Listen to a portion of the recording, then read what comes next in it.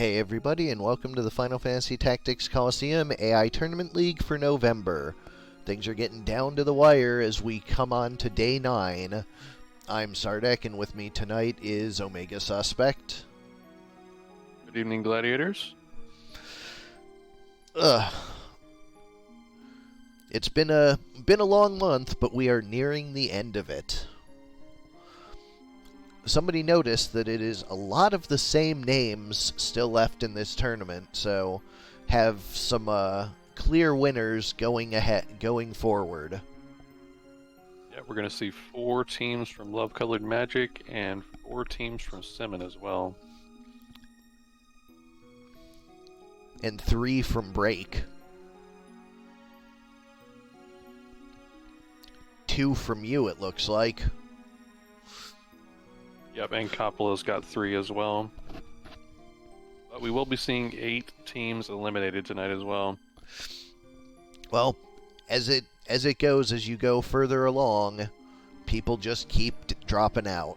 This is the only 24 teams still in the event.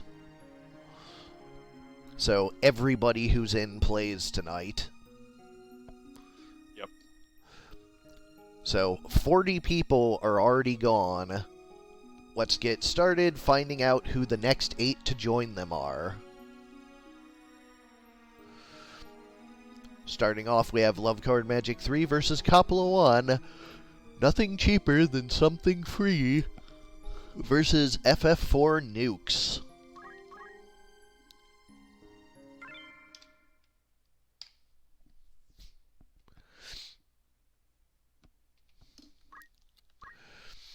Alright, for nothing cheaper than something free, we have Ward the Lancer with Holy Sword, HP Restore, Attack Up, Move HP Up. Laguna the Engineer with Item Hamido, Deadshot, and Throw Item. Kyros the Ninja with Elemental Auto Potion, Magic Attack Up, and Move +2. This ninja has been a menace. I think the Jade Armlet probably having something to do with that. And Julia the Chocobo with Choco Guard. On the other side for Coppola, we have Rydia the Summoner with Time Magic Regenerator, Short Charge. Cecil the Paladin with Basic Skill, Auto Potion, Attack Up, and Magic Defend Up. Yang the Monk with Jump, Weapon Guard, Equip Armor, and Equip Axe. And Edge the Sage with Draw Out, Damage Split, Magic Attack Up, and Defense Up. Which bag was the S bag? What did that do? I feel like that's not even one of the letters we use anymore, and I just probably, like, reverted attack text or something.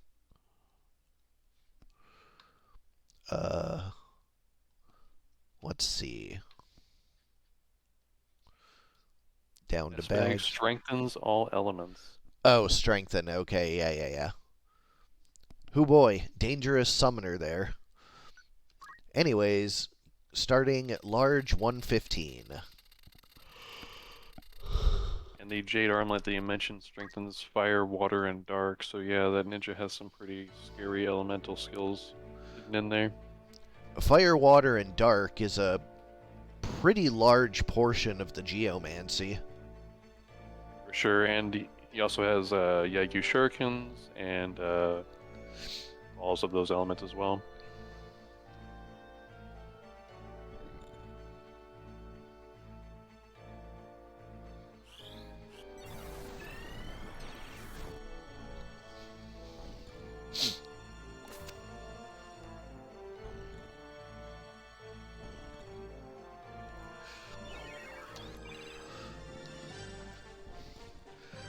Anyways, Love Card Magic in purple and Coppola in blue. LCM started with a full team haste. Coppola starting with a full team pro shell.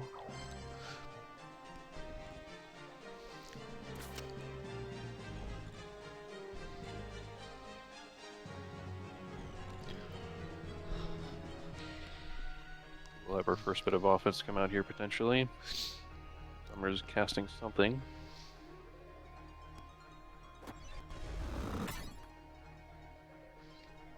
Paladin lands a decent judgment on the ninja, bringing him down to about half.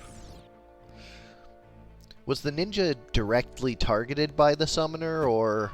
No, clearly not if that wave fist came out.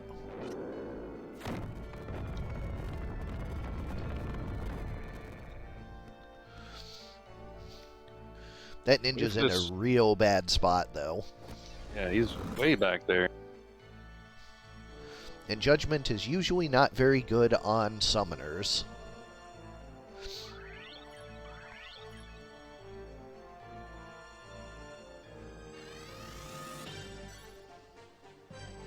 Little damage it did is healed up by the save. Osama.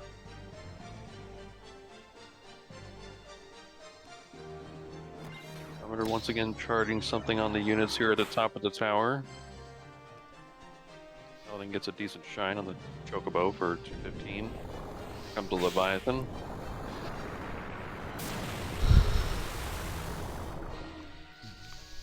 Enough to take out the Chocobo. Lancer is quite hurt as well. He's taking a Muramasa here. He's not a critical, but he gets a HP restore out of it. The first half of Game 1 of Match 1. Gun didn't do much damage to the Summoner either there. I believe Summoner has defense up. There you go. And definitely had Shell and Protect, so... Yep.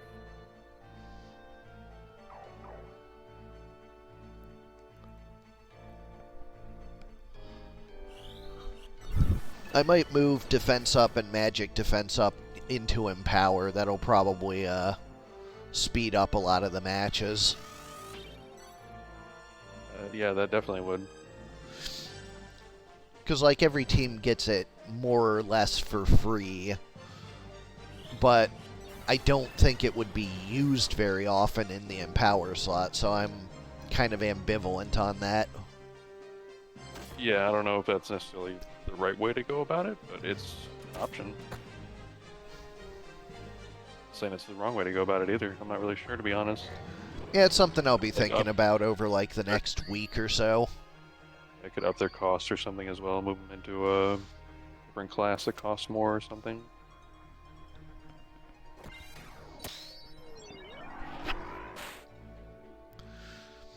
Always something to consider. This purple Lancer has gotten some really nice HP restores off and has continued to keep up the offense from Purple Team, but they don't have much left. Engineer looks like he's death sentence. I think that was from a Muramasa. It was. Although that might work out if he has revives. That's true. Which he does. He throws a Phoenix down at the ninja that died at the very start there. Yeah, getting the ninja back up, especially if he gets a turn before the other two enemies in the local region, is huge. He does. He gets a Hell Abbey off on one of them, the Sage. It hits a slow. The damage split knocks him back down. He was going to die Murasama anyways. feels most of the damage that he took. Yeah, he was going to die. He got something done, but... Like, that slow on top of the summoner being down up top, like... Ninja actually has some potential legs now. Here we go, another Hell Abbey. And this time without the damage split, he gets to run out of the range of that monk. Yep, should have a heal coming out from the engineer next turn, probably. Well, engineer's just going to fall over next turn. Oh, yep, true. But the real key here is, does the ninja have, like, Defy Pain or something? Nope, he's got Elemental. Oh, right, yeah. So honestly, he's just going to have to wait for that, yeah.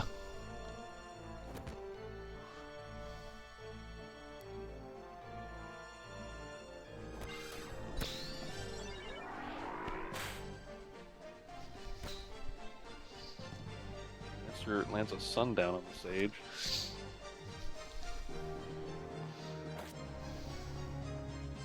Blue team, despite being very defensive, doesn't have any re-raise, it looks like, so...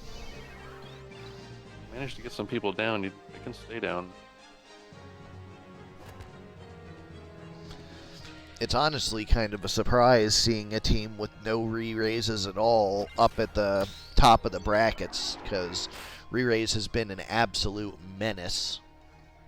Very true. Oh, hey, look at that. Shurikens.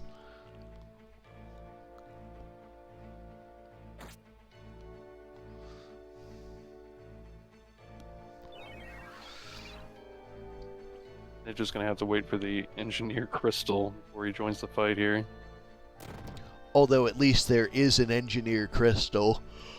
Yeah, exactly. And this Lancer could last with his HP restore and his shines. And also having enough jump to just jump down like that. Yeah, I did notice that. He's got 5 move, 5 jump, and 10 speed. Nice little round numbers there. Quite mobile. But yeah, he got to just jump off the cliff face when everyone else has to go around, so...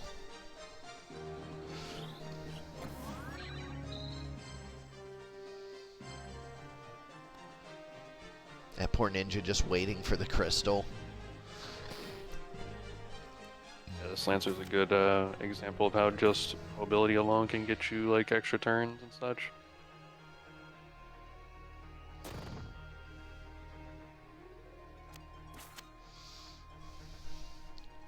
What a wild pathway.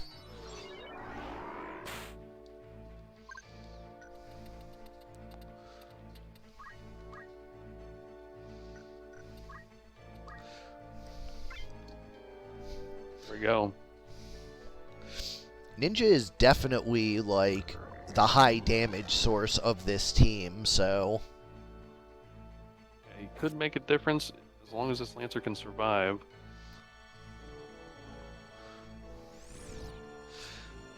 Even just landing some slows will really help. I mean, he basically gets to be artillery because... Well, never mind. I was going to say because nobody else can get anywhere close to him while they have to deal with that Lancer. But now they can, so... Lancer was just a little too squishy.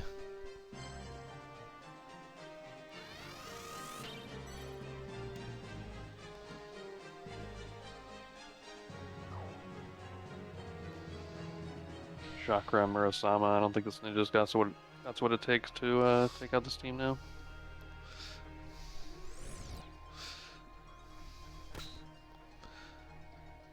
Yeah, I mean, when it was the ninja against the paladin, it was already a loss.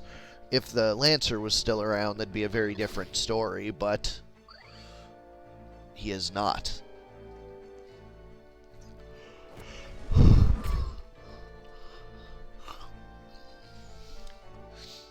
Game 1 goes to Coppola 1.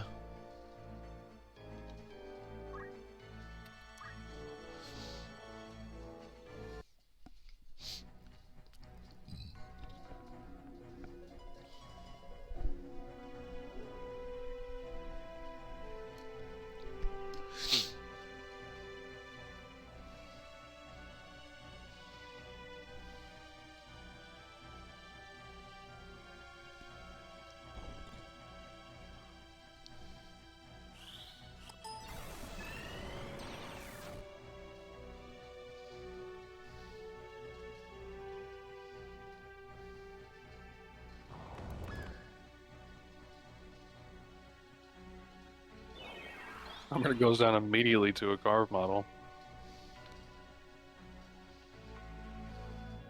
270 damage.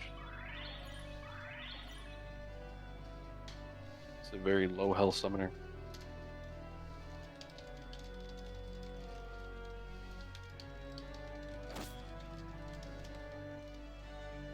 Lancer gets a basic attack crit on the paladin, and then the engineer follows up with a crit as well.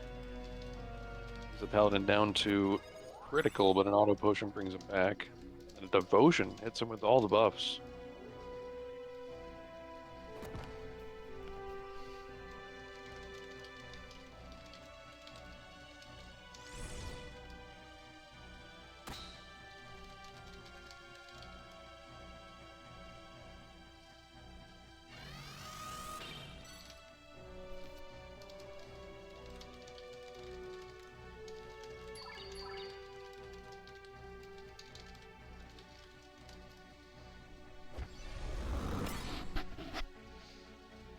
movement from the Paladin is guarded by the Monk.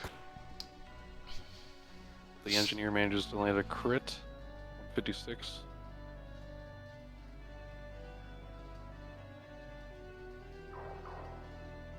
This blue team with the Chakras and the Murasamas is really, really tough to take down.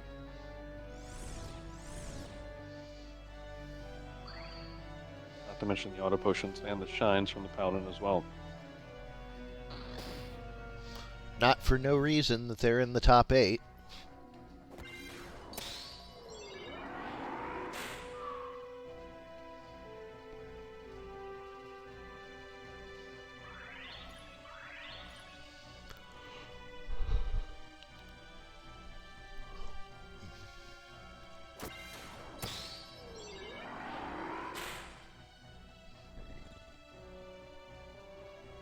The Lancer Paladin managed to get a big shine off. It does hit a sundown on the Paladin despite healing her. And brings the Engineer into range to go down to... Or the Monk down into range to... Words. Brings the Monk low enough for the Engineer to finish it off.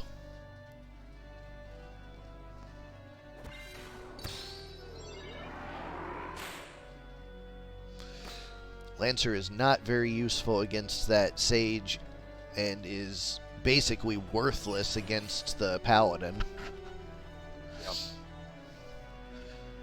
He's super effective against the Sage, though.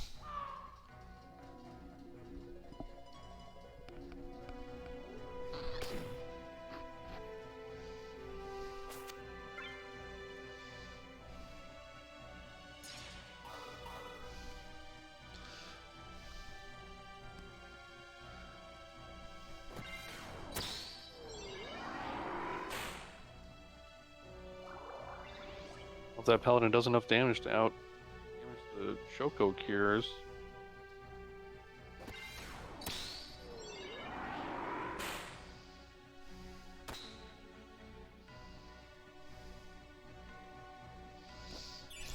If the ninja continues on the same timing... Yup, that Sage is down.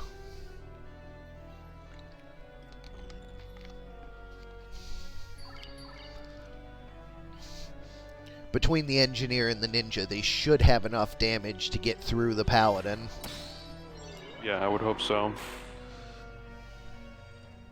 The shine misses on the Engineer. Just not interested in getting involved right now, though.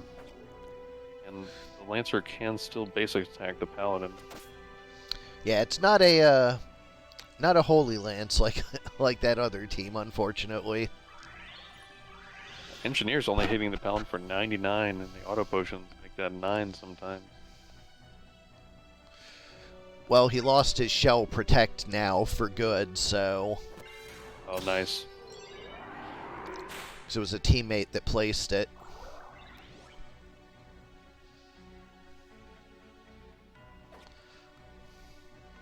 Paladin is really tough to hit, though.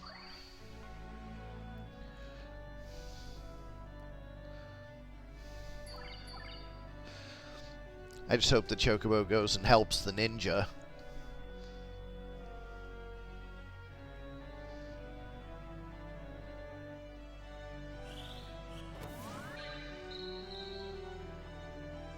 All that Paladin has is a leather mantle. It's still dodging like crazy. Pretty big hit without the auto potion.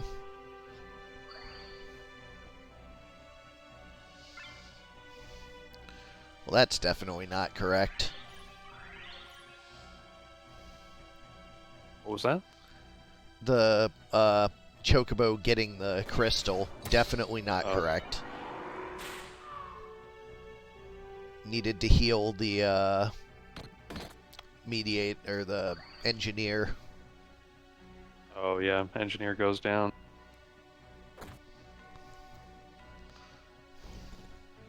I don't know if this Lancer has a res. Yeah, the Engineer being down. Oh, that missing is huge, though. Because it allows that.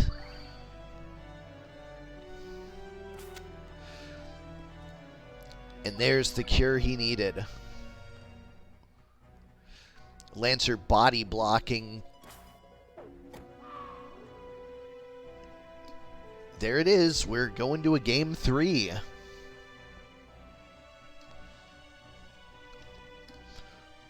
Very stylish way to end round 2. Sure was. Game 2.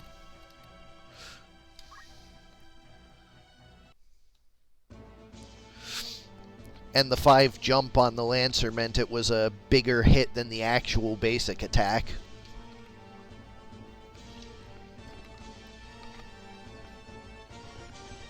Is that the break point usually, or If you do have they need 4 or 5, or if you have attack up, then I think you need 5, but 4 is the break point without it. okay. Yeah, I definitely didn't really explore jump this month myself, so Like, you get an Trying it extra out. 33% for each jump past 3.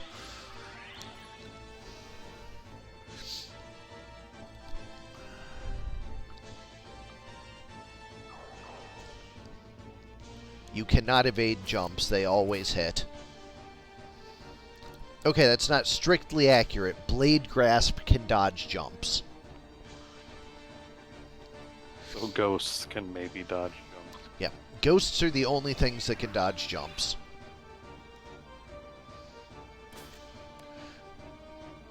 CT is based on speed rather than jump. Basically, you land as soon as you cross 50 CT. Okay, that's also not accurate. You land when you would hit 50 CT if you did not have haste. So if you have haste, you land at like 75.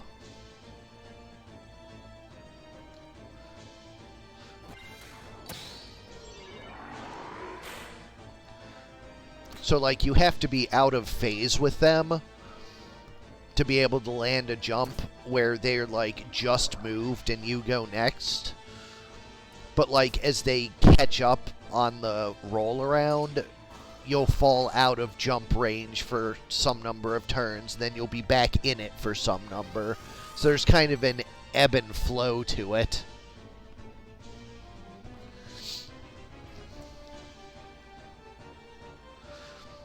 Dark being common on Geomancy would help, but I can't really think of a whole lot of other Dark elemental attacks. It's not super common. Tetsus, Demis. Yeah, I guess there's a draw out and an elemental, and I don't think Muramasa is dark.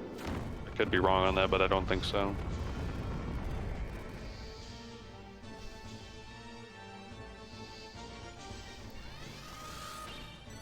given Like- the Like uncommonness, Nightsword is dark.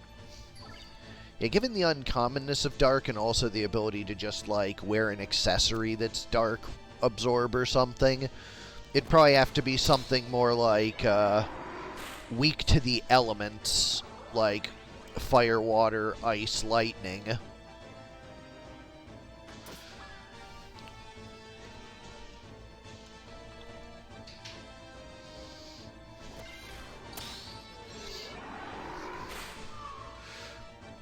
Anyways, 1 down for each team.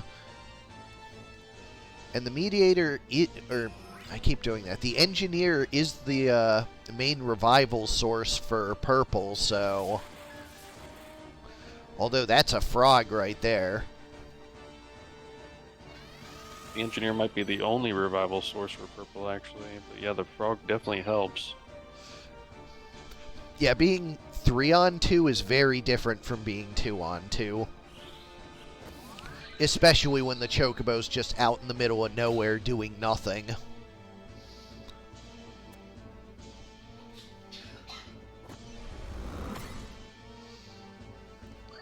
This ninja is basically essential to Love Colored Magic's chance to win this. So that Chocobo needs to heal it before the Paladin goes, or else LCM's in big trouble. Sure. And the ninja going after the frog is very unfortunate as well for purple. Well, the Chocobo did have the cure, so the ninja probably survives the Paladin's turn. You're right about that. See if the frog finally dies here. Nope. Why? Yup. Nope. Well, now the ninja probably dies, because that damage split was a lot. Yep. No, he barely survives wow. it. Wow. And the Sage has to go with a heal instead of... Yeah, okay, that's a lot of things going very right for Love-Colored Magic there.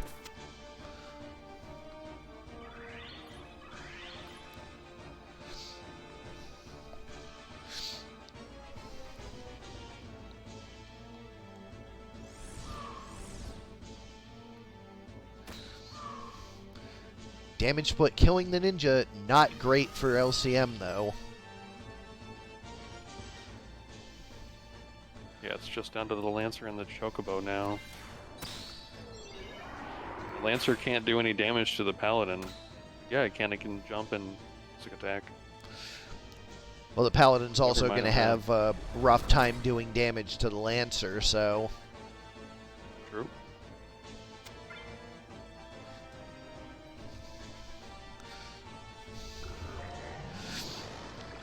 This Muramasa's death sentence is really what Coppola needs. Because a death sentence on that Lancer would be enormous. Yeah, that definitely seems like a decent condition there.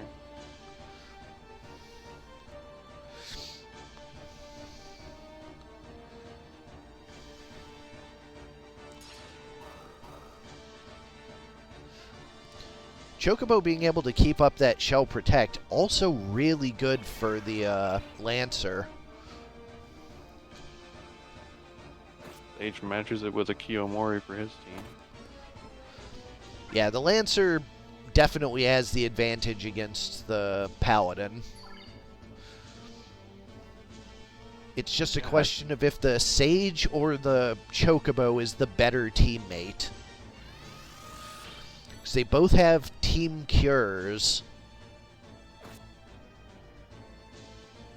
I mean, the blue team just doesn't do enough damage unless they get the death sentence, I think. Well, I mean, death sentence is a solution in and of itself.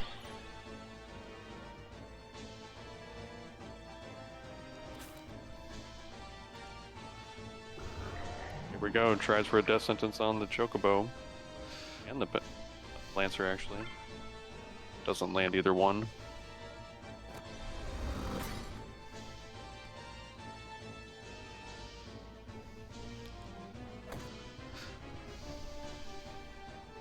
Auto potion on that attack.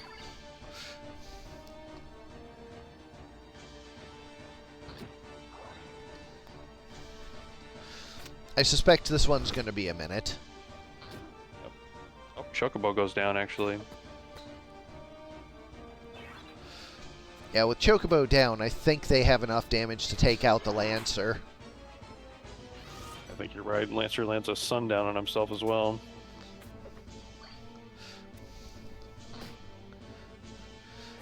That Kiku's only hitting for 35. Lancer maybe still has Pro Shell, though. It actually looks like it's fallen off by now. Yeah, Pro Shell's gone now.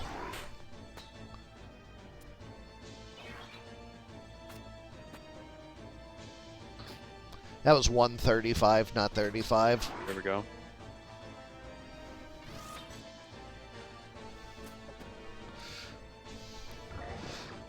So yeah, it's the Lancer that doesn't have enough damage, and if he gets the Muramasa death sentence, the Chocobo's not around to deal with it anymore. So it's a matter of who died. The Chocobo could have healed the death sentence. Yeah, so it's a matter of who died first, the Chocobo or the Sage. Because whichever team made the 2-on-1 was going to make it work. Also, that Sage just double turned the Lancer. Probably doesn't happen often, but that it happens at all is enough.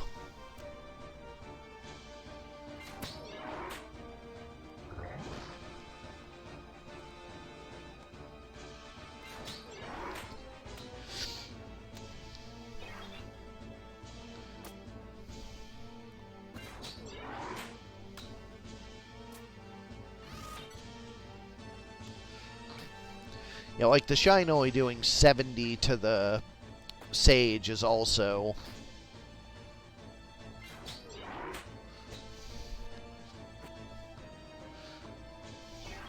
Like, this is very, it's only a matter of time. Sure. Really just need one of the There's best the death sentences. sentence.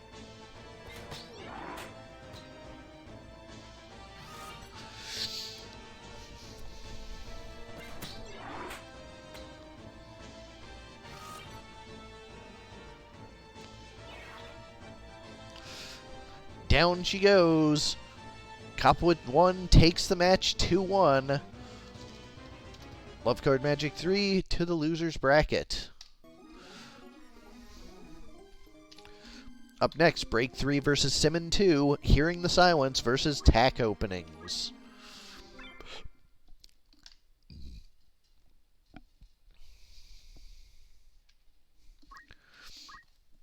For Hearing the Silence, we've got 5 on it. The Ninja with Time Magic, CT Save Short Charge, and Magic Defend Up. Slim and Husky, the Dancer with Item, PA Save, Equip Shield, and Defense Up. Big Papa the Samurai with Red Shoes, Ice Bow. This unit has been an absolute wrecking ball with Deadshot Weapon Guard and Move +2. And Smokin' Herb the Archer, another Ice Bow.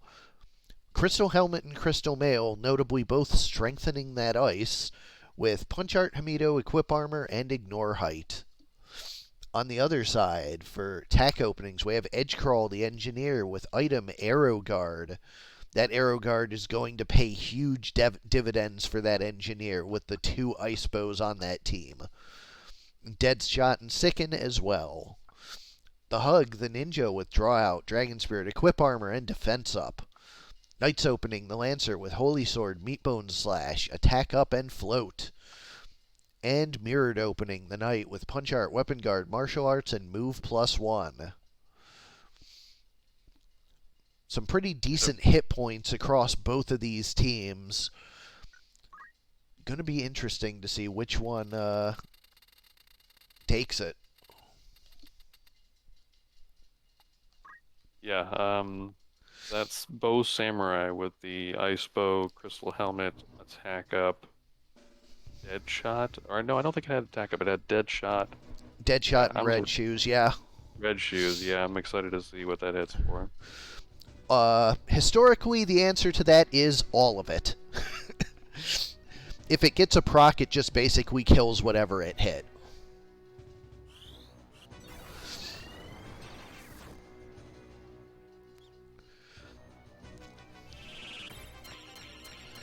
Like, that Samurai has been taking out Paladins all tournament.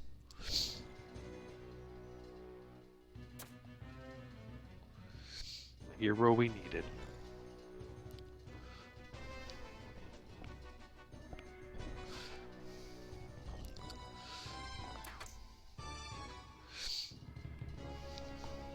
That Bow Samurai's first shot is guarded, and the other archer's shot is guarded as well. I don't think that was the Arrow Guard unit either. It was not. The Arrow Guard unit's the Engineer. That's just a knight having a shield. Because knights have decent CEV plus the shield, but now his side is to them, so it'll be very different, especially if they flick around to his back. Oh boy, and Discord also helps deal with that.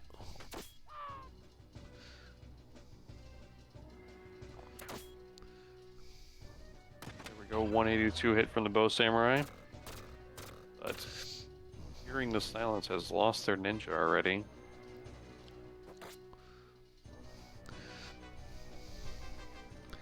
I mean, as as I said, it comes down to the procs, really.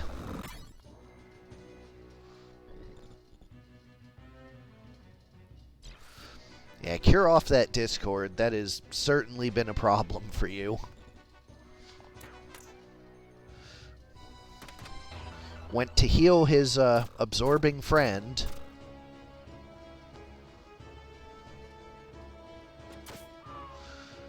But he guarded it and died as a result. Looks like tack openings have a pretty clear advantage here. Archers were just stymied by the evade of the knight.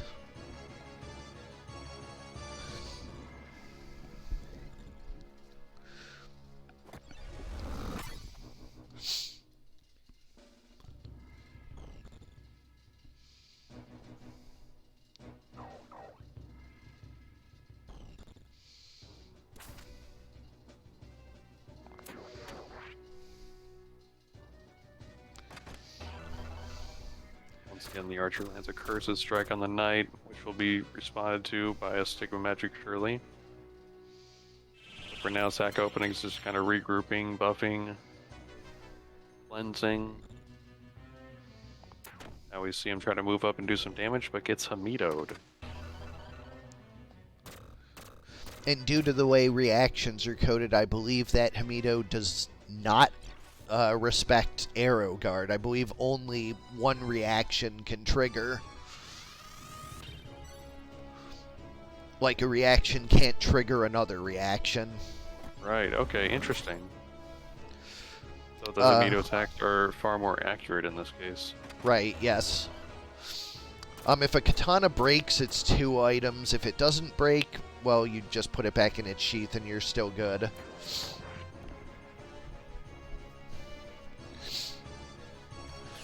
I did not know there was a Phoenix down there. The dancer pays for it. Can the ninja get anything done?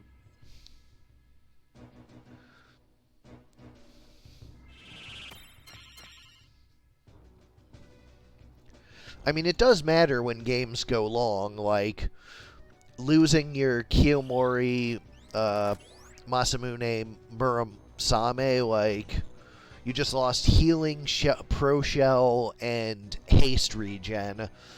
Like, that's a pretty significant loss in team power when that runs out.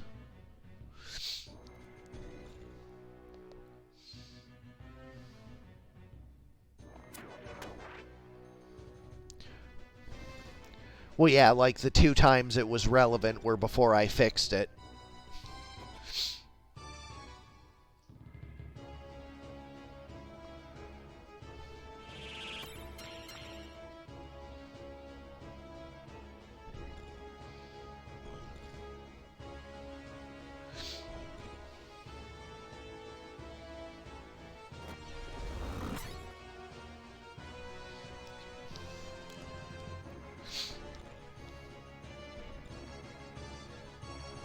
Like, it's harder to notice when you're not looking for it during fast forward, because the matches where it would be relevant are the fast forward matches.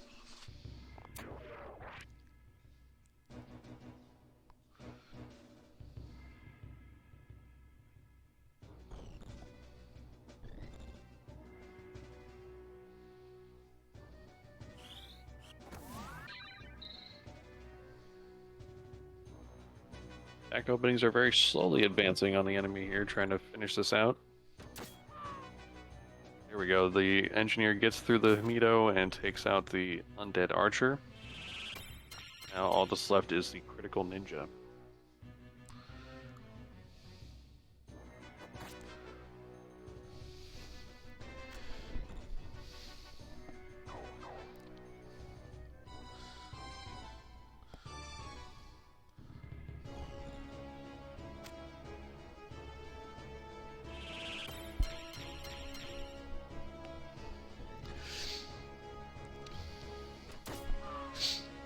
Game 1 goes to tack openings.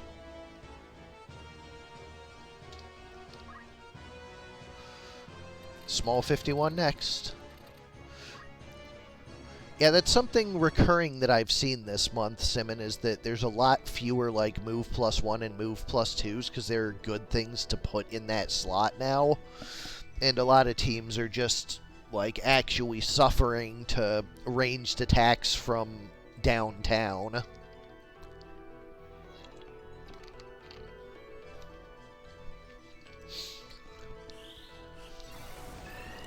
Opening haste 2 gets everybody. Opening Masamune gets only 3.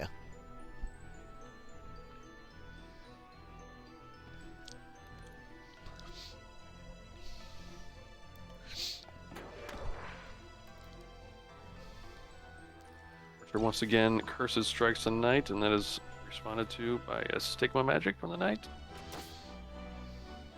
Those two love to do that to one another. Yeah, you see what I mean? The proc, yep. Brings the Lancer down to critical. Ninja moves up to finish him off. You know, like, the combination of that hit and that proc is just disastrous for whoever it happens to. Yeah, it did, like, right around 400 damage. Maybe a little less. And, like, with the chip damage that is constantly coming in from the Dancer. Yeah, that's a good point. Like, if it happens any time other than the very beginning, it's just over.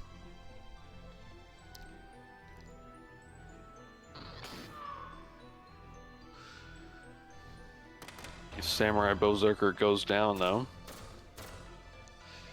He couldn't land a shot on the engineer because of the arrow guard. Yeah, the combination of the evasion on mirrored opening and the arrow guard on engineers making this a pretty bad matchup for Break.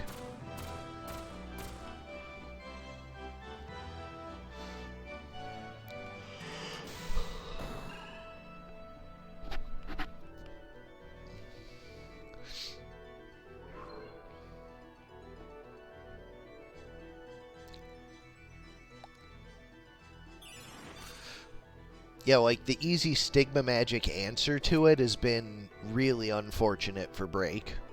Yeah.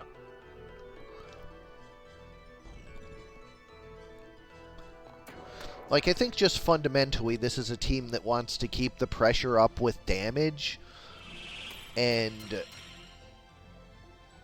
the poison and discord aren't really accomplishing that. That Archer just wants to be, like, tossing Strix feathers and, like, just shots in general.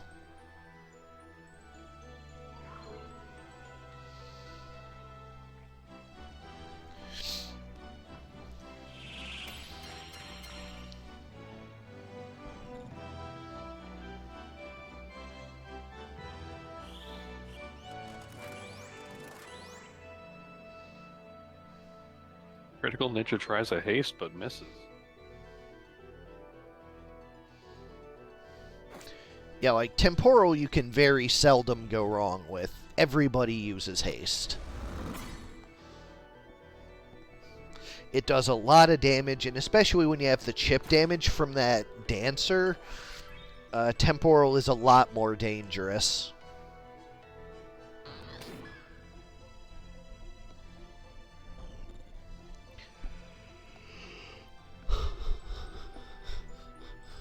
Feels like just the evasion from attack openings is just forcing this knight into valuing versus strike.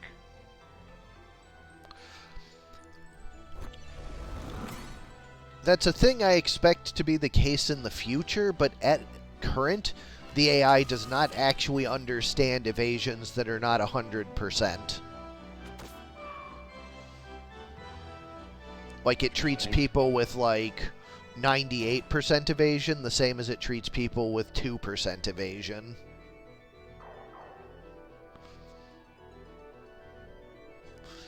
Which is why one of the ways you can exploit a team is just by having, like, very high evasion, and units will just keep going for that guy.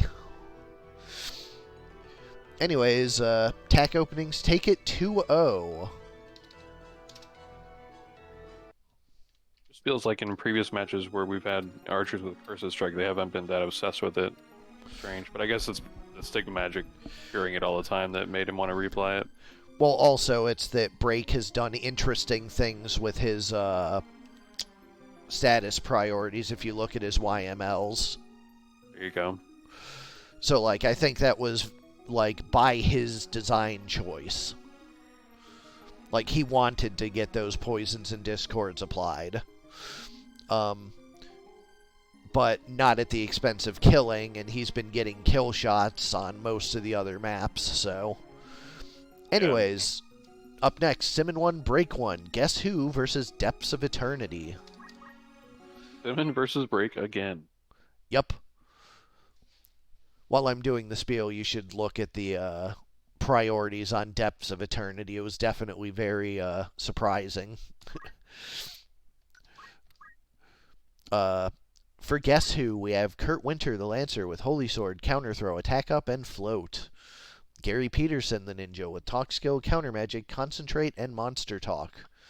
Burton Cummings, the Ninja, with Draw Out, Dragon Spirit, Equip Armor, and Defense Up. And Jim Cale, the Engineer, with Basic Skill, Arrow Guard, Deadshot, and Sicken. Well, that unit seems pretty familiar.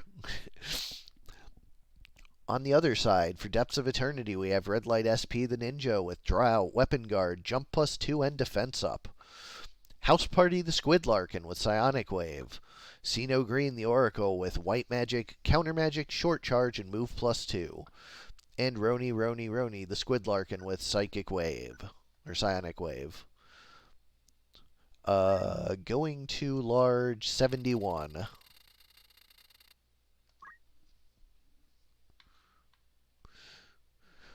Do you have the YMLs on hand, Omega?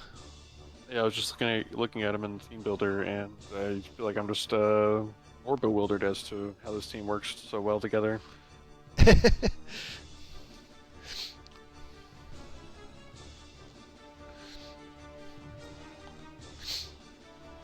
But yeah, like the previous team, the combination of the chip damage from the Dancer and just the absurd damage output possible out of that Samurai had carried it so far. This one, yeah, I don't have an answer for you. It still mystifies me.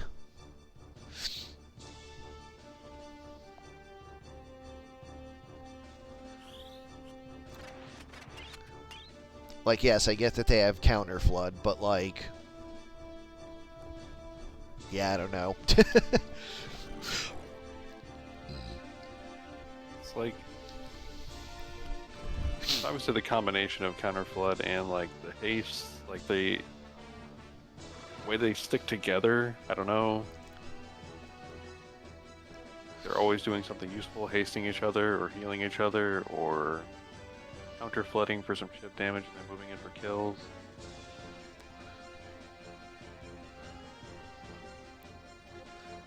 Give Not me like mana. one huge thing that just is glaringly obvious. It's just like a bunch of little things that work together.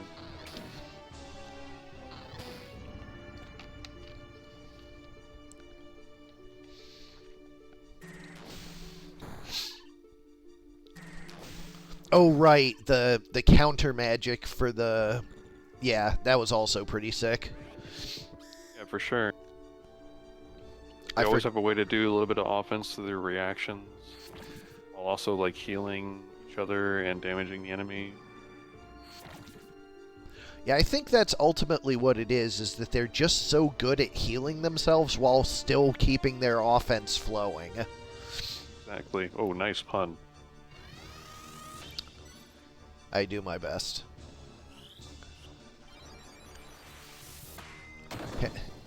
Yeah, a bunch of water puns available for this matchup.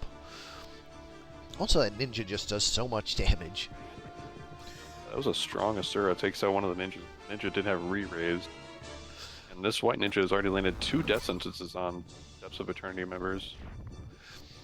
And notably, the death sentences... Or, well... So, the ninja has...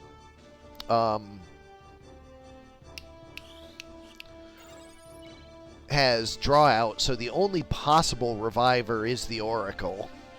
Yeah, for sure. But Oracle is not one of the ones with death sentence yet, so...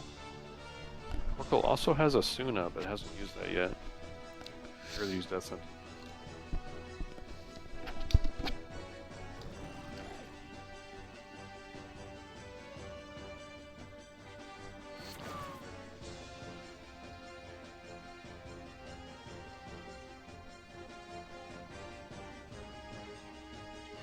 Oh yeah, good point, Soul. That Asuna might have been removed. I can check. Because in signups I kept a folder called Edited where I kept the originals. Yes, break 1, 2, and 4 were all edited with Warns and Asunas removed.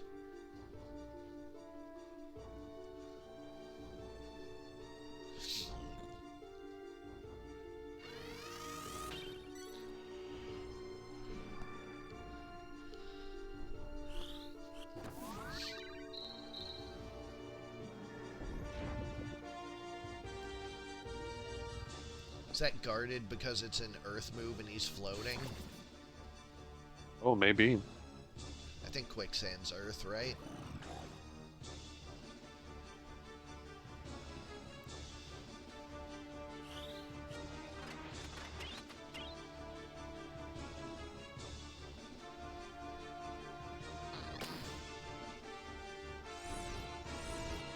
Sand is Earth.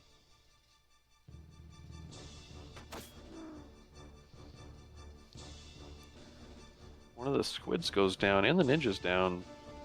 Oracle's going to need to res somebody, but he doesn't have that much mana. Goes for Protect instead.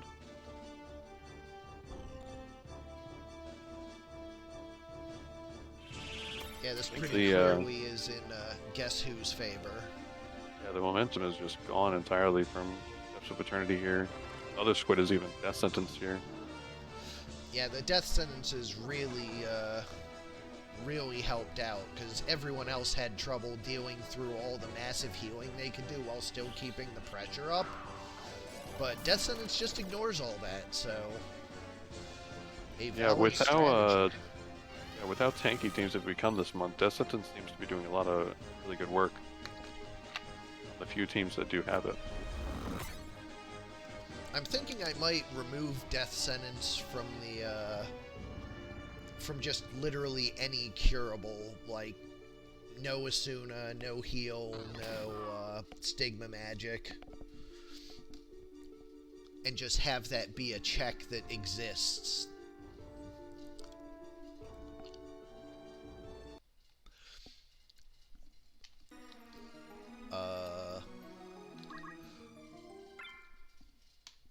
Small 64 up next. Yeah, game 1 went to Simmon 1. Guess who?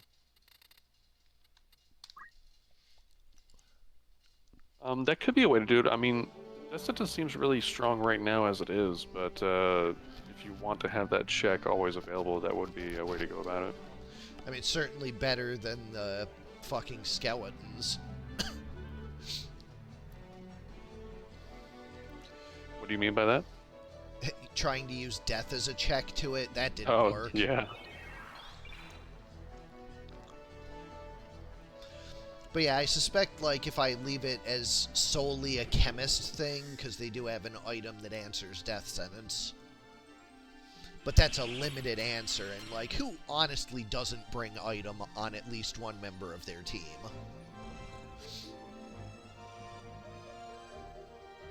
Right, but even right now, it feels like it's getting through a lot of the things that can cure it normally. And it still has value in making the enemy team cure it. So is it necessary to remove all of the ways to get rid of it? My main concern is that death sentence is single target and all the things that remove it are AoE.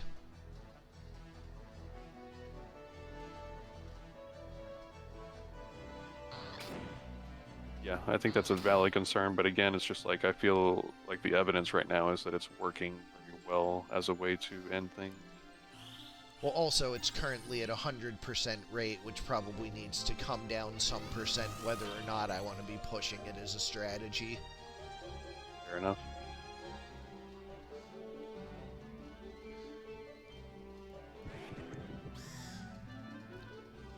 Or maybe 100% death sentence is just fine. Like, that's also a possible world. I'm not 100% sure on that. It'll depend on how it shakes out after you remove some of the tankiness that was prevalent this month. Yeah, I mean, definitely.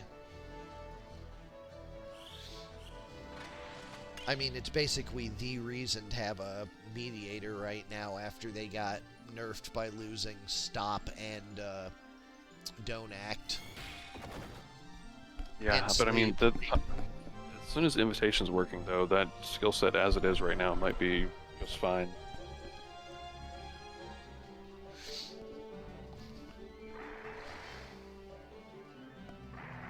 Is adding a... Oh no! Oh, shoot.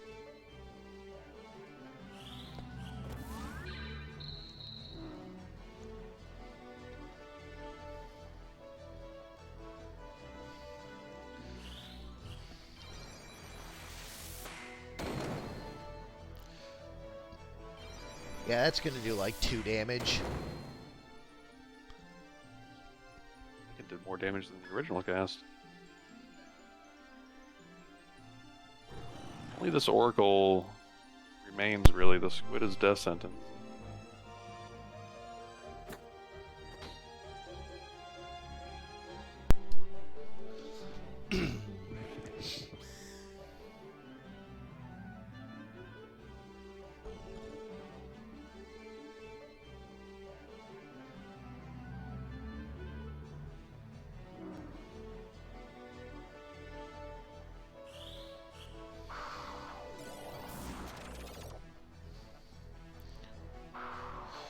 But yeah, like on my to-do list is reviewing death sentence and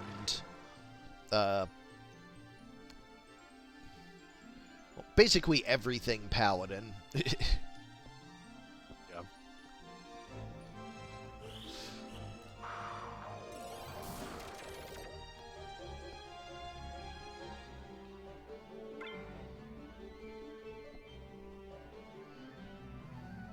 Oracle will be going down, giving the match to Simmon.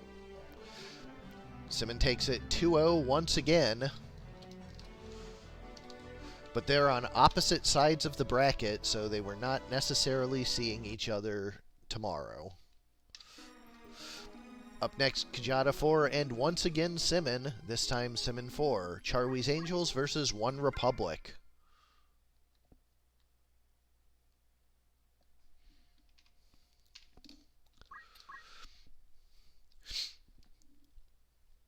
Alright, for Kjata 4, we have the Waitress the Sage with Draw Out MP Switch, Magic Attack Up, and Move +3. You're getting 3 in a row because you have 3 of the 8 teams in the winner's bracket, Simmon. Sweet D the Ninja with Throw, Basic Skill, Dragon Spirit, and Concentrate. Ruby Taft the Time Mage with Item, Weapon Guard, and Equip Axe. And Charlie the Paladin with Punch Art, Counter Throw, Attack Up, and Move +1. On the other side for Simmon 4, we have Zach Filkins the Knight with Elemental, Regenerator, Overflow, and Defense Up. Drew Brown the Paladin with Punch Art, Auto Potion, Attack Up, and Move +1. Ryan Tedder the Ninja with Talk Skill, HP Restore, Equip Armor, and Guts. And Eddie Fisher the Samurai with Precision, Arrow Guard, Concentrate, and Float. Large 6 to start us off. But yeah, like Simmon, were you unaware that you were just like almost half of the winner's bracket?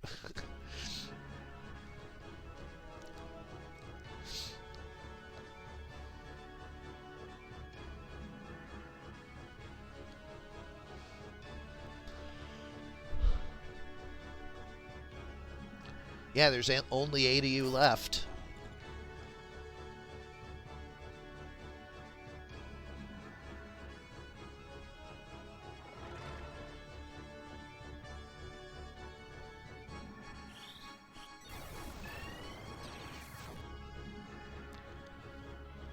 About to be only 4 left in the winner's bracket, and 3 of them could be Simmon. That would certainly be a dominating showing, although Simmon would still have to go through that extremely powerful Coppola 1 team to get out to the winners' finals, so nothing foregone yet.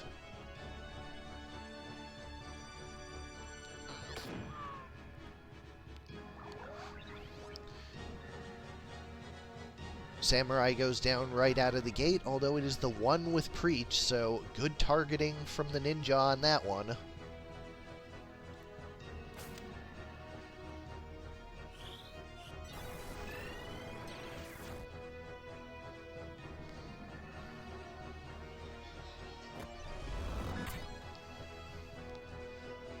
Judgment from the Paladin takes out the Sage.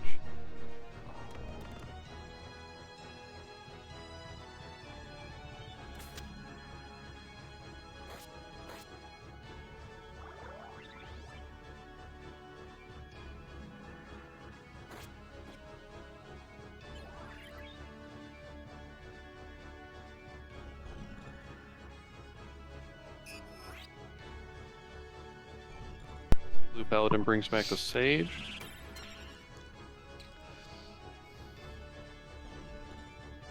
The re-raised Samurai just massively into himself and retreats. It's gonna get taken out by a Shuriken here. That ninja is being a huge menace right now.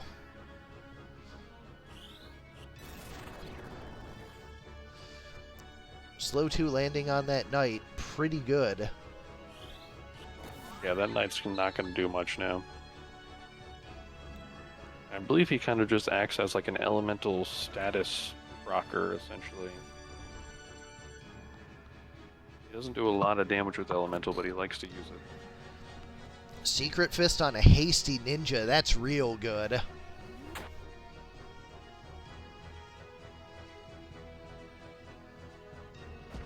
Bonk.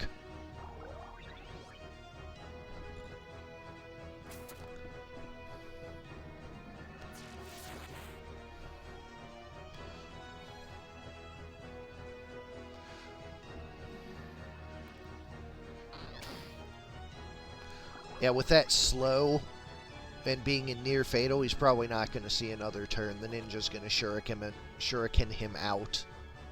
Yep, you're probably right about that. Interestingly, that is a paladin without Holy Absorb. Charwi took the Consecrate on the chin. A rarity in this tournament for sure.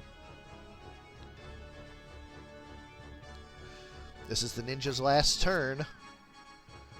Takes out the time mage. Yeah, makes it count.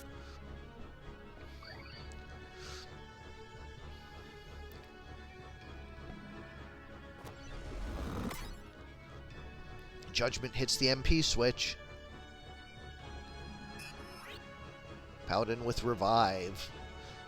Having Revive and Secret Fist, I think that Paladin is distantly ahead in the Paladin on Paladin mirror in this matchup. Yeah.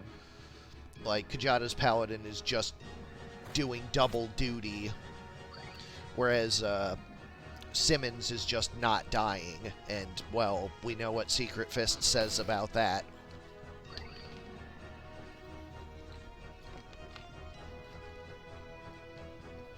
Kjata's Charlie's Angel is definitely in a any lead right now.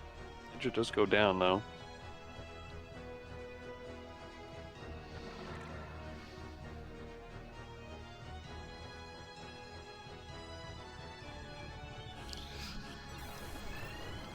Ruby with the haste. Charlie will take out the ninja on his way down.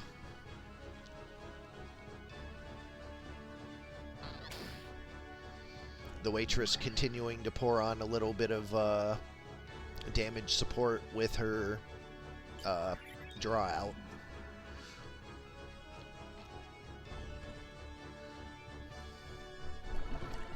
It's going to be a Preach and a Crystal for the ninja, I think. Yep.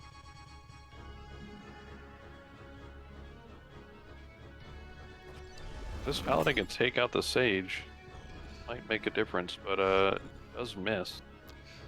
Sage only has 225 health, so it won't take much. Yeah, one judgment will take the Sage out, but she apparently has enough physical evade to be fine with that. And the Paladin is now in critical.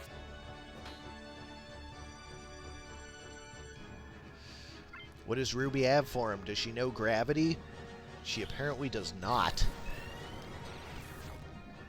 How much MP does Haste 2 cost? I think 50. She's already cast it like 4 times this round.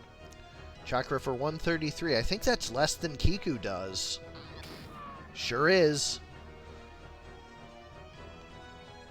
Re-raise into a crystal though, unless the unless the Paladin gets it. No, the Sage is actually in range. Yeah, now it's just a question of who goes first, the ninja or the Paladin. 'Cause if the ninja goes first, this is over.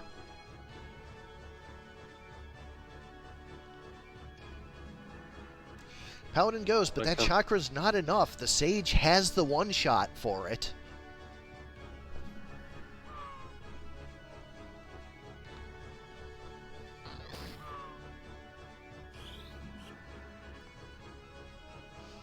Well, that re-raise doesn't count. Game goes to Kjata. Jeez. Wow. What a punctuation mark there. I said sit down!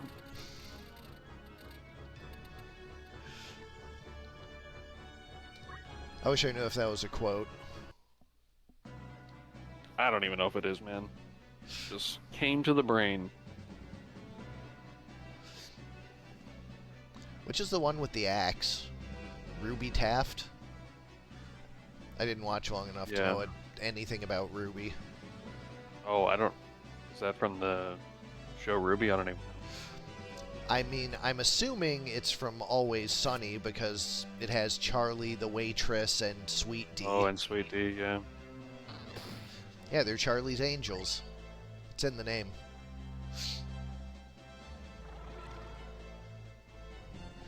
Very different Charlie's Angels, these ones. Yeah. I don't know if there is a single angel on this team, but we'll go with it. Kami Itachi, not successful.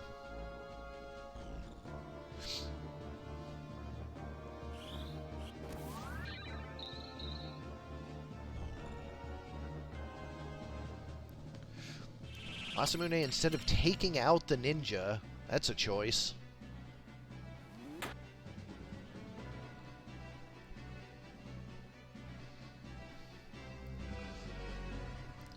Oh boy, that's a cheery Jirodin right there. A kill take out and the a samurai. near fatal. That brings the ninja into near fatal. One, does he have guts or is that just like the math?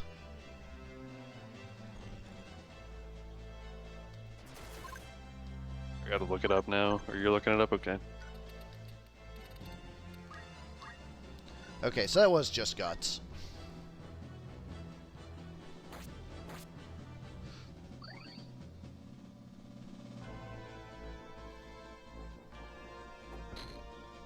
Secret Fist misses. Phoenix down for the Sage. Shuriken does not guts.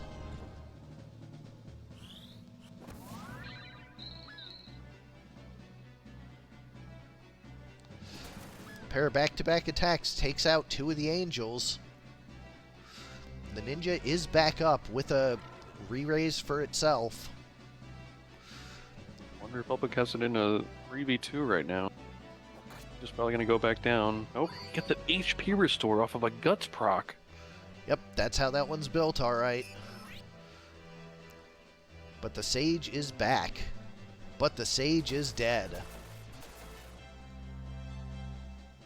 Sage is back, long live the Sage. Yes, Simmon. We're in Game 2, but you look to be in the lead here. It is likely to be a Game 3. a big lumping here for the Republic members to take advantage of. Consecrate gets 2 kills. Ally is forced to revive. The Knight is probably going to get an elemental here. The Ninja gets a wish first. A big elemental coming out here. Probably going to get a double kill at least. Yeah, that was just brutal, was what that was.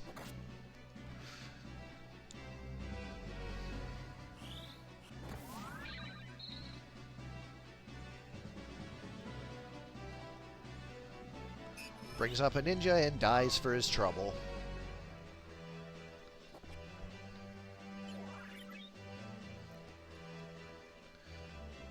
And Ninja has some work ahead of her, by which I mean nap time. Game 3.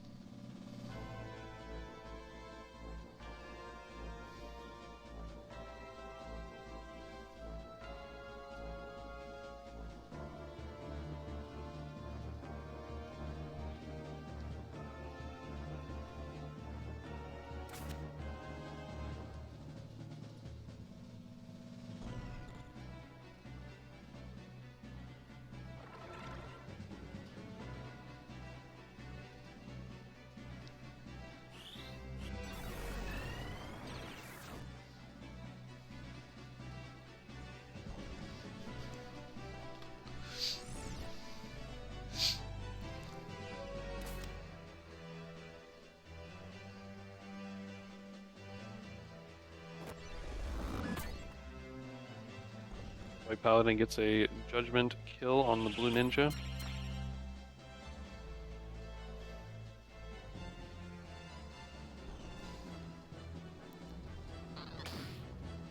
.306 Kiku, Yeah, that's Jesus a big Christ. Kiku. Ninja returns the favor with a double hit, but hits MP switch on one of the swings.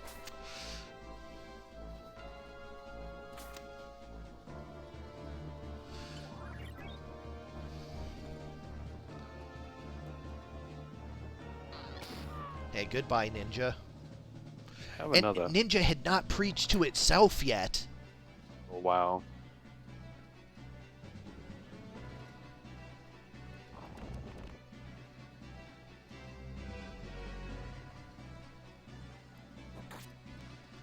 Big 252 Shuriken. Big damage coming out from the blue team.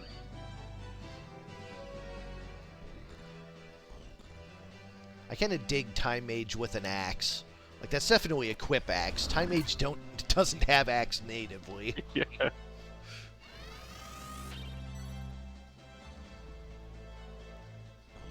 But, like, what's not to love? Time Mage with an axe. I just love the axes because they're showing up on people that don't have a lot of physical attack and they're still whacking people for a ton. I love that. Well, yeah, the consequence of scaling on Brave instead of, Yeah, exactly. Yeah, if you can get in their face with an axe, you can do damage. You don't have to swing it hard. The axe does the work.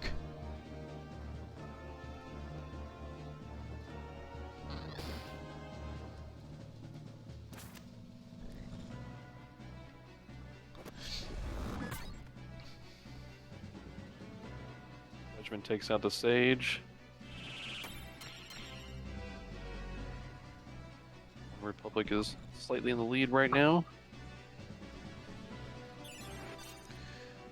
Depends on how CTs line up with this Sage. Or with the Ninja, rather. The answer to that looks to be not the way Charwee's Angels want it to.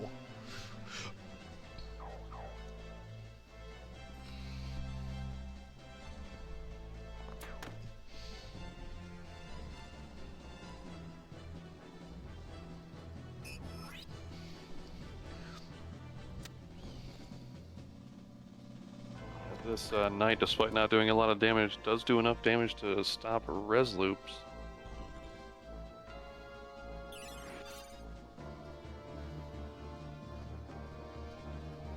Yeah, when that crystal popped, it's like, oh man, if the ninja goes first. But she did not. And Yeah, now the we're in Paladin gets a this. double kill. And now we're in the same spot we were on the small map, looking good for One Republic.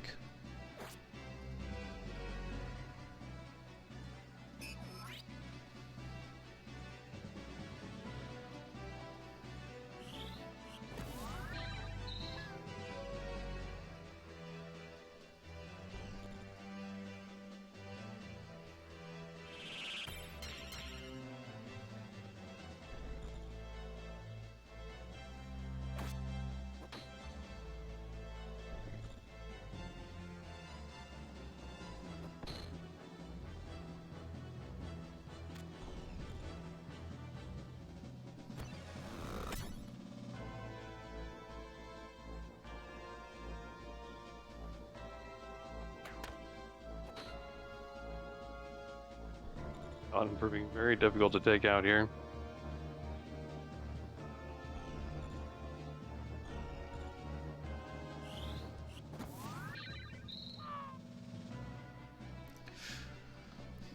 There it goes. One Republic takes it 2-1.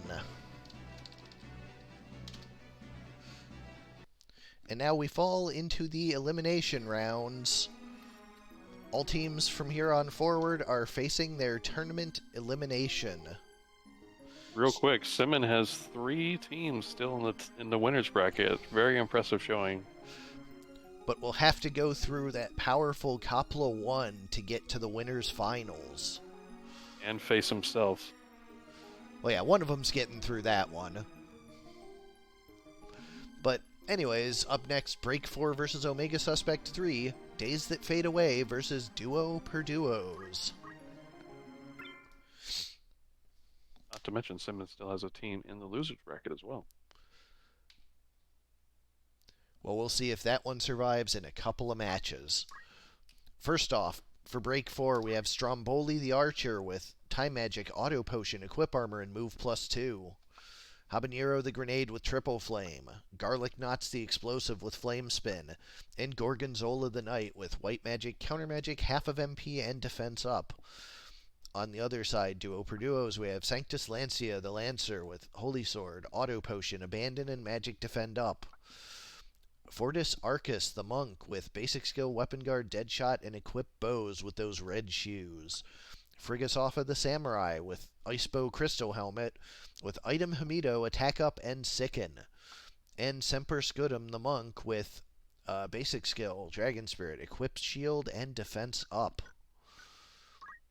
Going to large 15.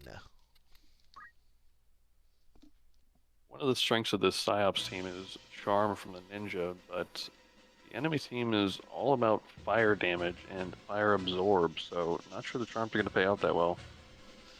Yeah, Charms are going to be essentially useless in this matchup, whereas, well, I mean, not true, actually. If you charm a bomb, they'll self-destruct, and, like, everybody loves seeing that.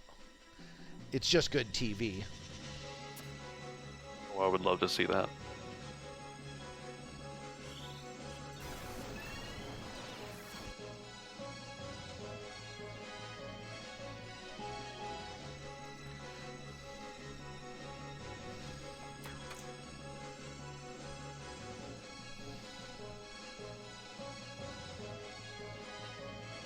Monk gets an early shot, but it's guarded.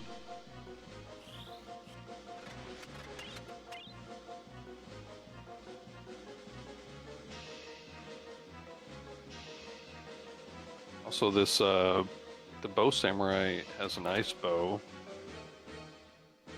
That might be good against the bombs. I don't know if they take extra ice damage, but I would assume they do.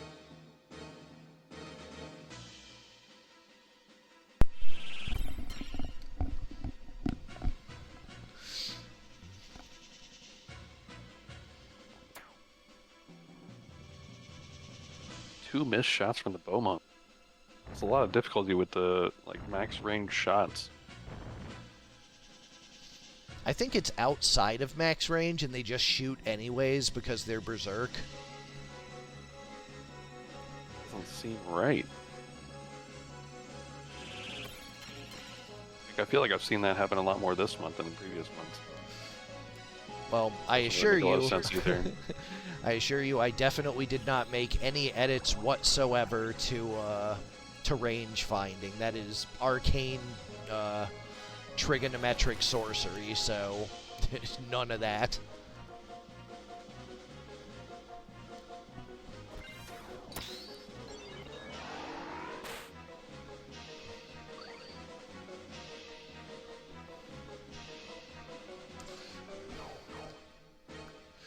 It looks like all of Brake's team is kind of congregating in the center there.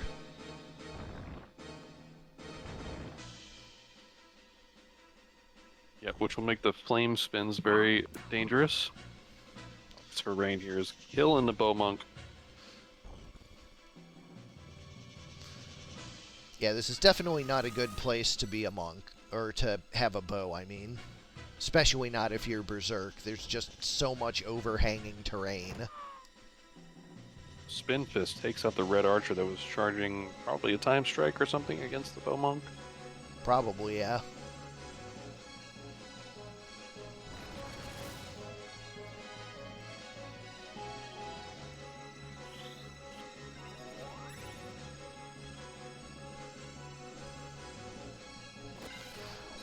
So as always, it's really a question of what this grenade's going to be able to put together. Yep, can he hit the triple flames? Hits two of them right there. Brings the Lancer only to critical though. Auto potion brings him back.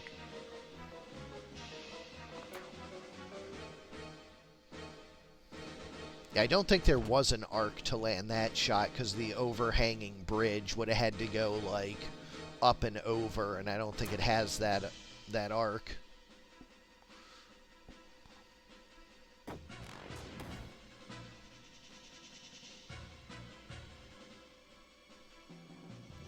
The bow samurai does not heal himself for enough to withstand those flame attacks, so we'll probably end up dying to the explosive over there.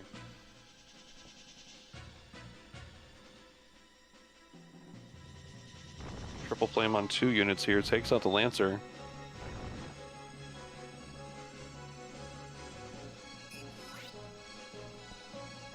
He's brought back by a revive for 102. Lancer's not even in critical after that revive.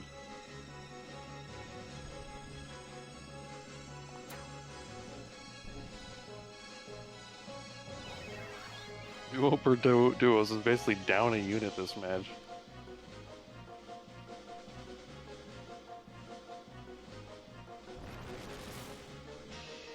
Oh, the pro shell on the samurai does allow him to survive.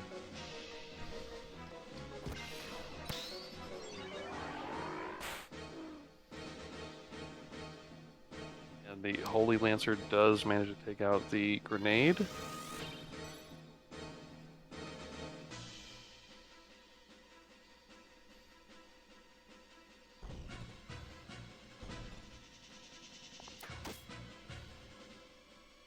Finally lands a hit for 156 on the explosive. He's probably going to die to the monk here. Also, if it goes down to the monk, all that remains is this red knight.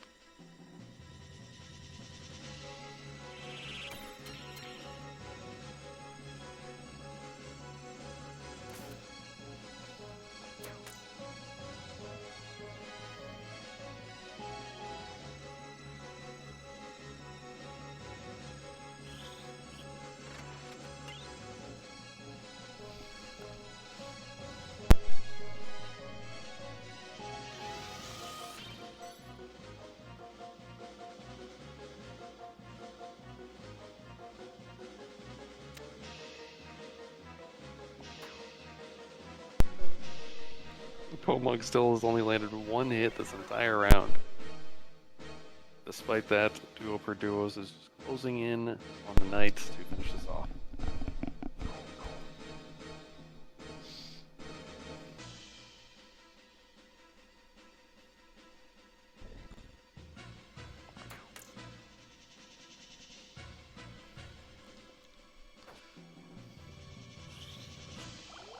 Tell you what, regen's not how you win a 3-on-1. Excuse me, 4-on-1. That, however, is...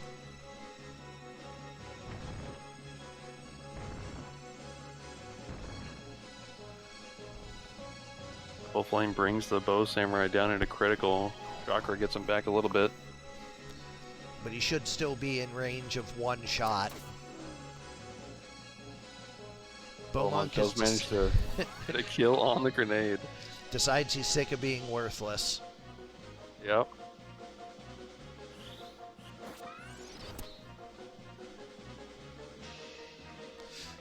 And with that crystal, it's only a matter of time now before they move in and get that knight.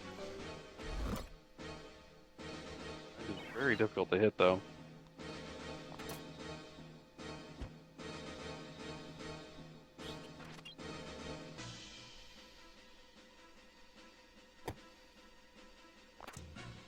Though her deciding her plan is to do nothing is not exactly helping her chances.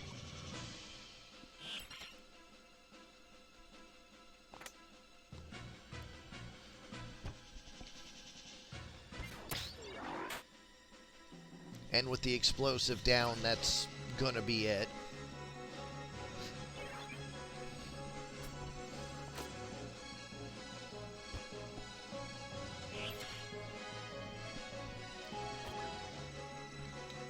Game 1 goes to Omega 3.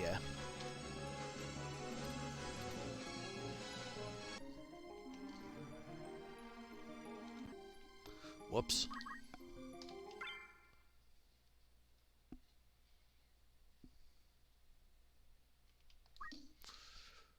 $41.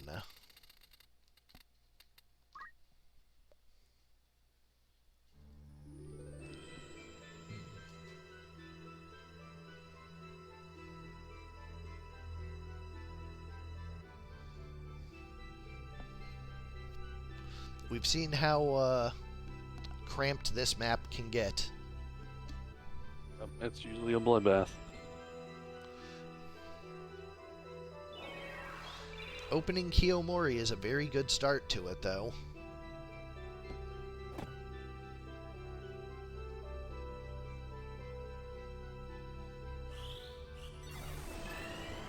Opening Ace 2, also very nice.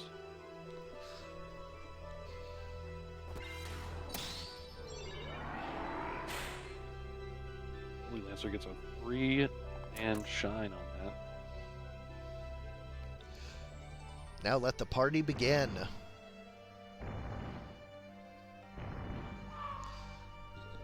Purple Flame takes out the Bow Monk.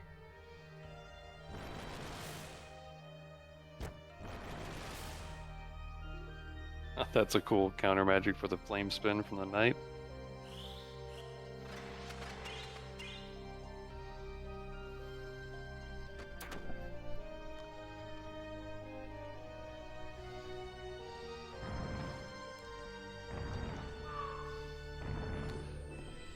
Yeah, this Purple one Flame going takes out the other monk.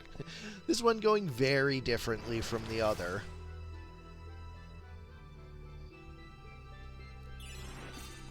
Phoenix Down actually, surprisingly, a very good answer to this, as this team actually is really bad at reliable single target damage.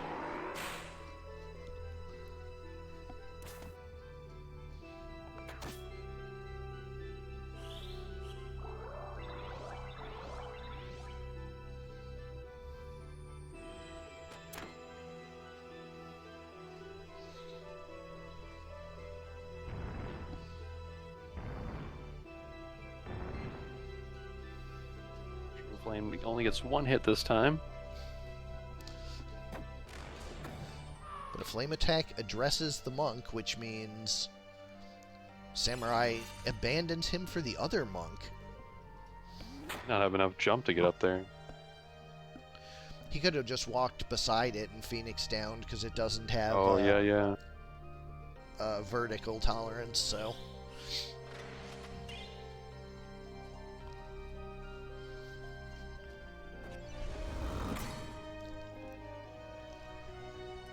Man, the duo's just having a real hard time landing anything. I've just given The other team time for these triple flames.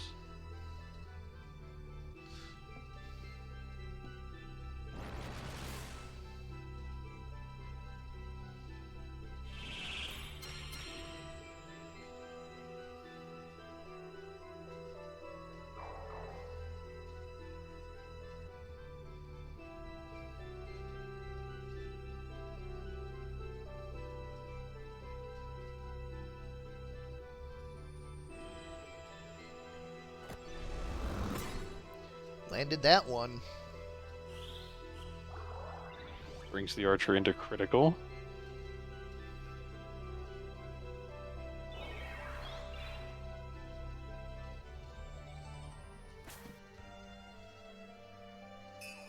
We see the return of the bow monk.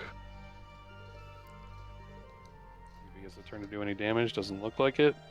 Or he might. Triple flame. Nope. Heals the bow monk. Heals his friend. And heals his friend some more.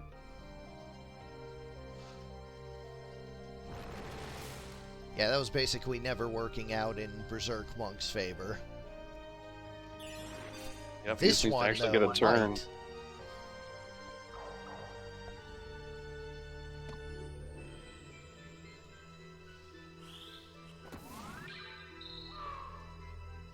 There we go. Red archer goes down. The holy lancer starts moving towards the rest of his team. Bow monk does get an attack.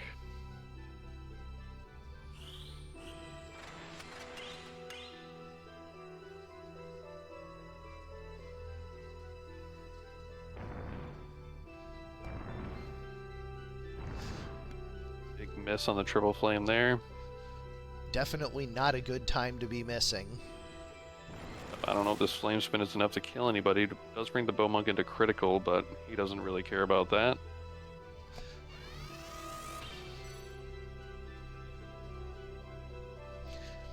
And with the Murasame and a chakra on the back of it, that team is getting way too healthy to deal with. It's looking very good for the duos.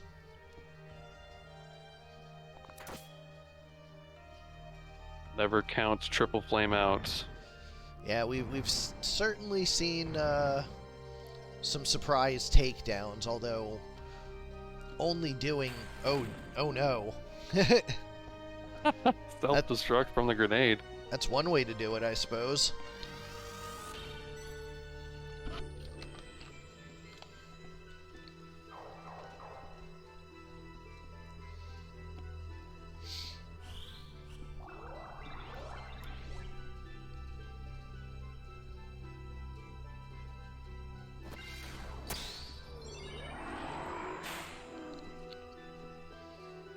There we go. The other grenade goes down.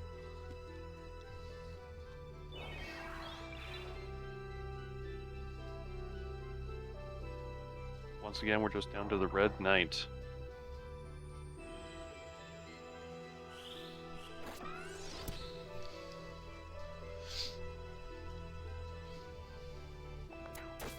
We'll see if the bombs come back or not.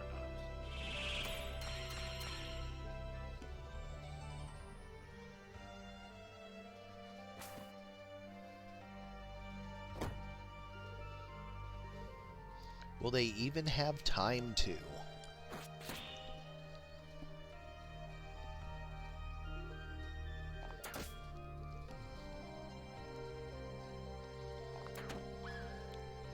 Nope. Duos take it 2-0.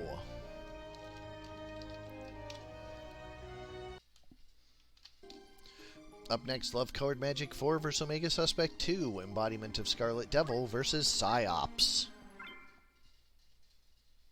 Yeah, this is the charming team. Oh, yeah, it is. For Love Code Magic 4, Mailing the Monk with Dance, PA Save, Equip Armor, and Move +3. Remelia the Lancer with Basic Skill, Counter Throw, Martial Arts, and Move HP up. Sakuya the Chemist with Time Magic, Item... Time Magic, Auto Potion, Equip Shield, and Teleport. And Pacholi the Sage with Elemental Regenerator Magic, Attack up and Defense up. On the other side, For Psyops, Captain the Knight with Punch Art, Weapon Guard, Martial Arts, Magic Defend up. Ensign the Samurai with Talk Skill, Auto Potion, Equip Shield, and Defense up. Marksman the Archer with Basic Skill, Dragon Spirit, Deadshot, and Guts. And Agent the Ninja with Steel, HP Restore, Equip Armor, and Move HP up. Going to large 50.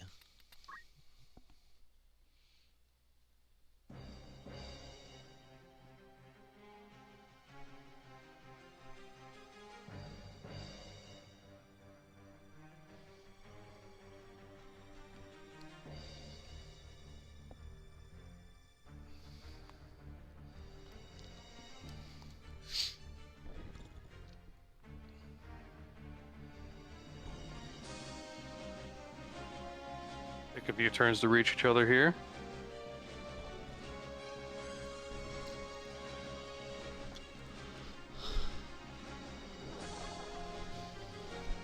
Opening haste not working out super well for Scarlet Devil.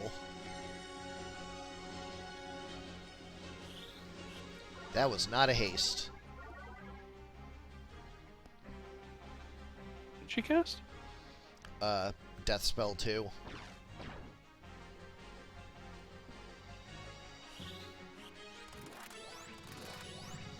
I was told to remove Warn, but not that.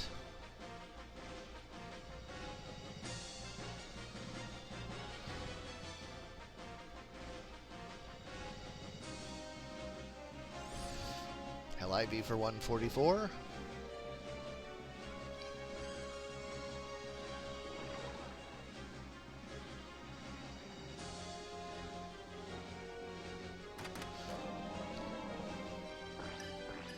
Confusion and 3 slows. Jesus. That's something else. Fuck me, I guess.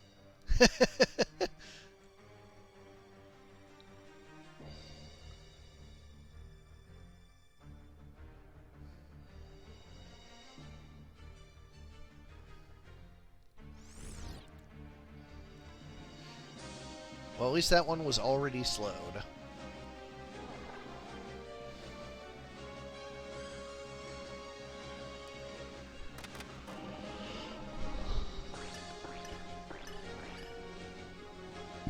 Well, that answers the confusion at least. Silver Poison linings. stops confusion.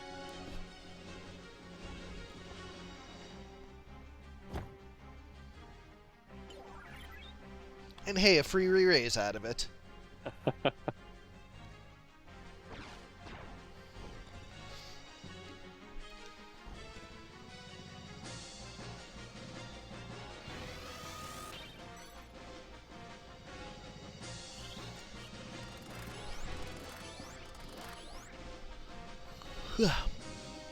So it's 4 hastes versus 3 slows.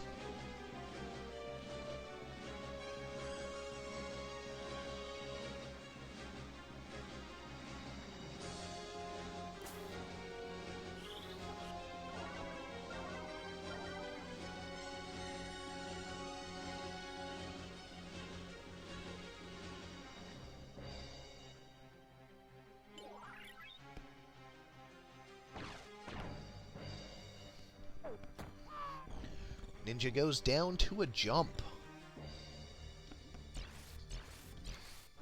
But there goes the slows. Oh, that's a big stigma. There was a don't move and a confusion, I think? Yep. So gonna need a second stigma there.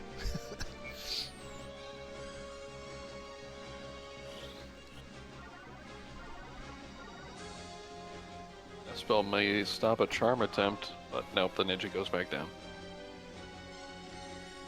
Well, it stops one on the sage behind the ninja. Or archer behind the ninja.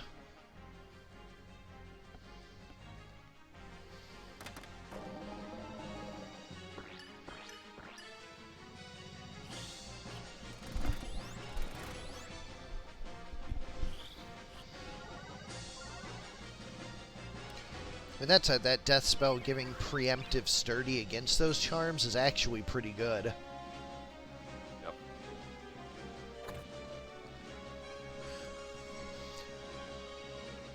because Psyops is very heavily reliant on those charms.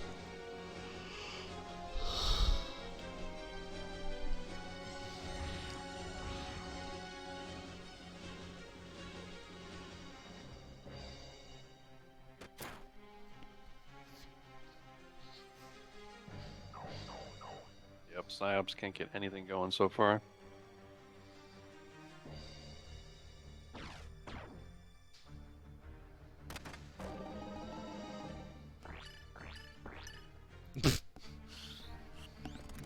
The Nameless Death is just tearing you up. Yes, it is.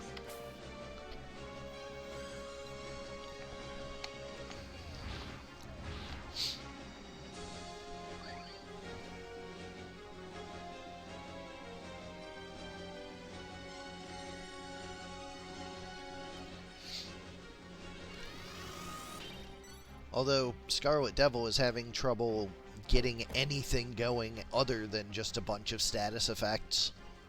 Like, where's the damage? Lightning Strike does stop the Nameless, but they're about to lose their ninja.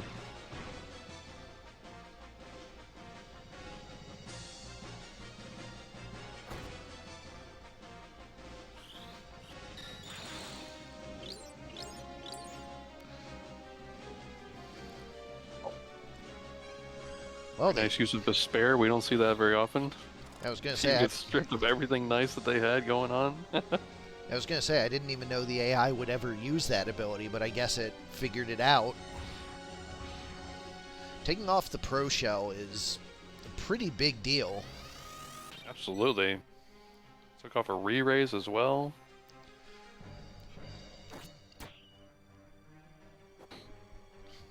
Cry Punch does help to weaken that Lancer.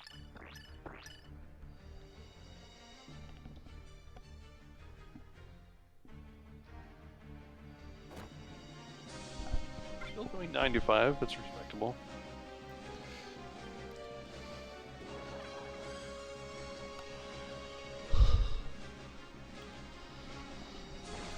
The problem is nobody else is dealing damage.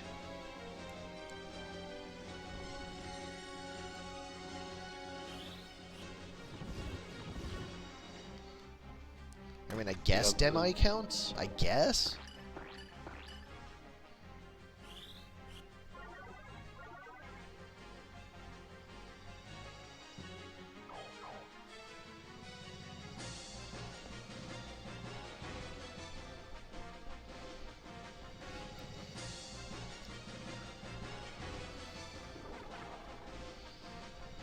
Like, there's a lot of empty turns here for Scarlet Devil, but Psyops just can't capitalize on them.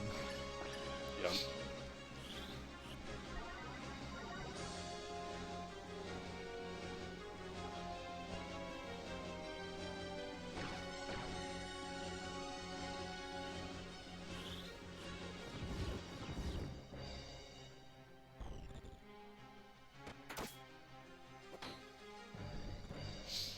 Marksman at 6.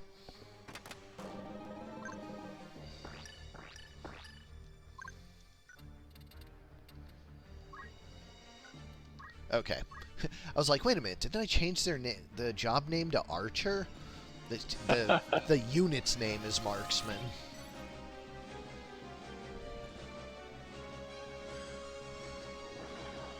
Like, I saw the word out of the corner of my eye, and I was like, wait a minute. That's not right. Gotcha. Yeah, you sure did.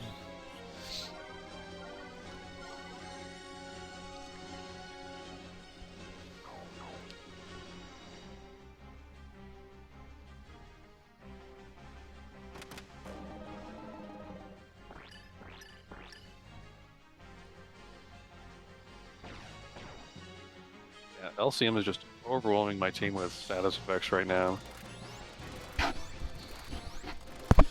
Yeah, like managing to keep all the important status up on her own team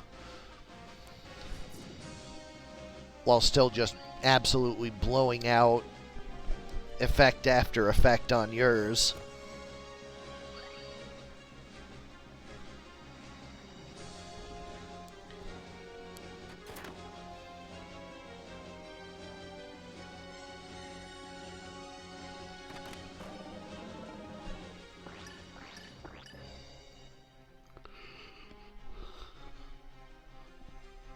That confusion probably not going to last through to his turn.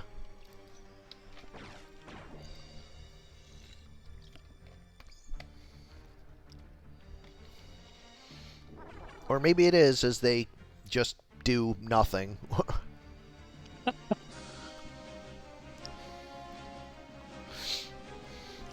I'd make fun of the constant death spell twos, but actually it's probably part of why they're winning, so...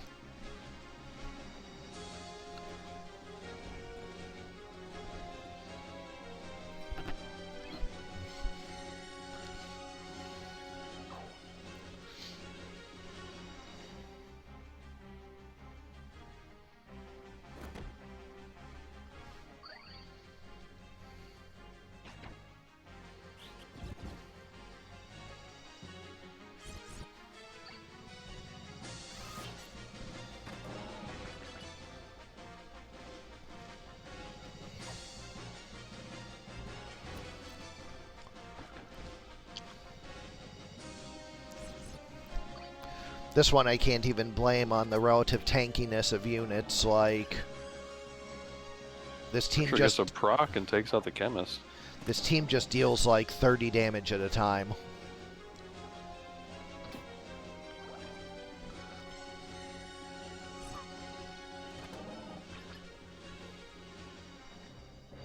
Samurai on Psyops goes down, and I don't know if he can be rezzed there by revive or not. No, it does not look like it. Or if he can, it's where the monk is standing, so... I was just going to say, I think he can get him from there.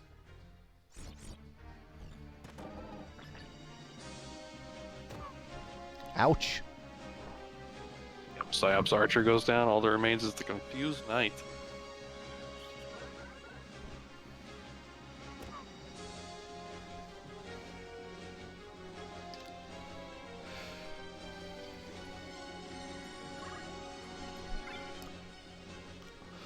Small map might give them a little more time to get their charm on before things fall apart. Let's find out. Small 7.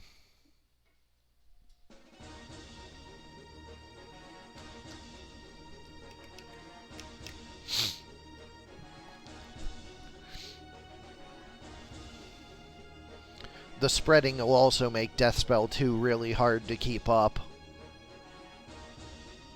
Yeah, good point. I just start off with a charm here. Nope, decides to go with a shuriken.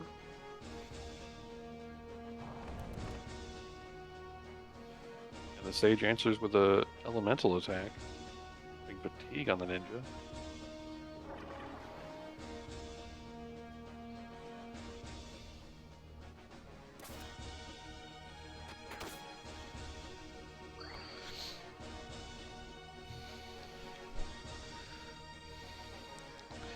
Dancer going to the corner instead of clumping with the team.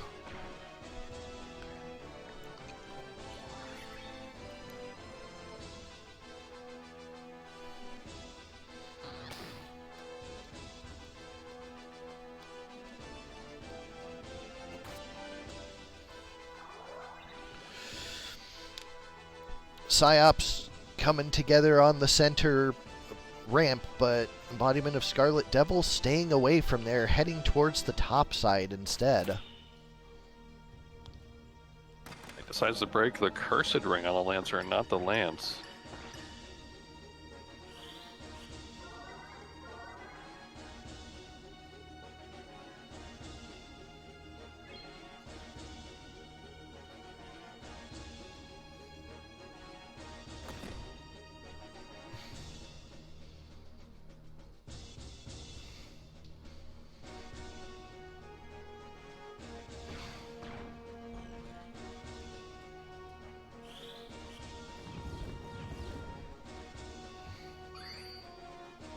LCM's team is notably not playing anywhere near as defensive as they did last time. Which, you know, thank God.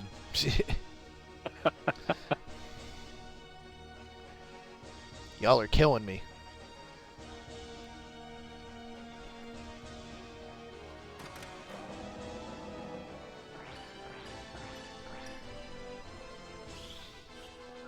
2 slows from the Nameless Dance. Lancer goes down, though, and we saw that Scarlet Devil does not appear to have any revive. And it should have Phoenix down, but Chemist is pretty close to dead as well. 275. Agent goes for a Steel Heart, but is unsuccessful.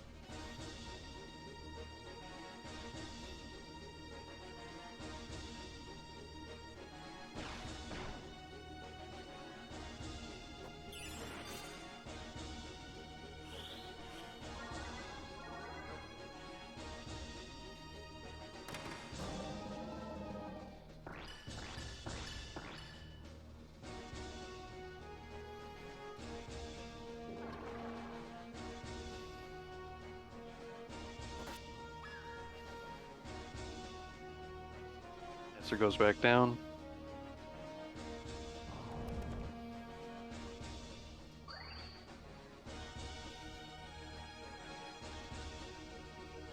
Biops need to take out this Chemist. She gets burned and res the Lancer again. Between the slows and the confuses, they may have some trouble doing that.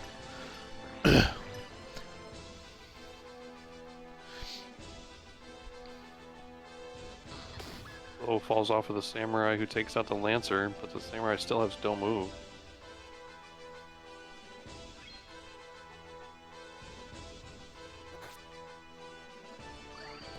Shuriken's not going to take her out.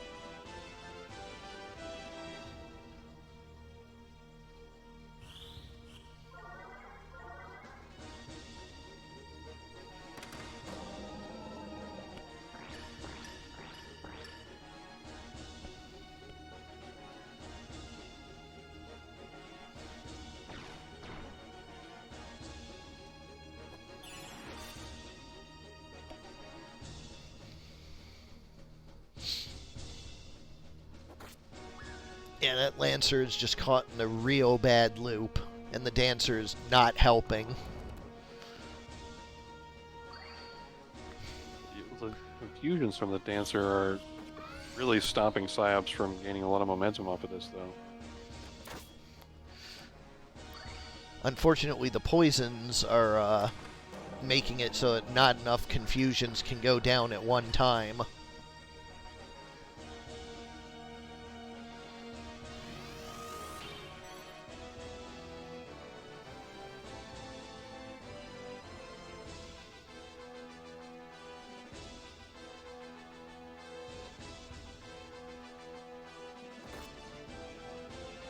Just not concentrating on this Chemist at all.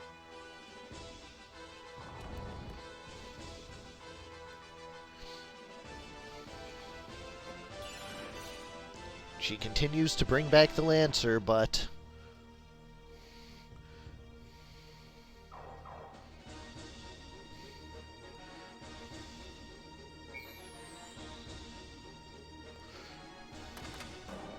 Lancer may actually survive this time. If she goes before the ninja, those 3 confuses landing does it. But no, she does not. That Phoenix down timing is just awful for that Lancer. Yeah.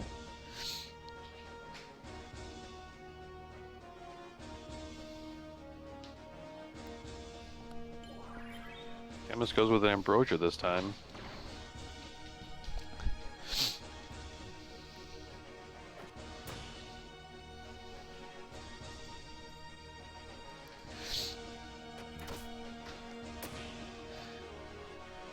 Proc not quite enough, but she is in fatal range of another one of those now.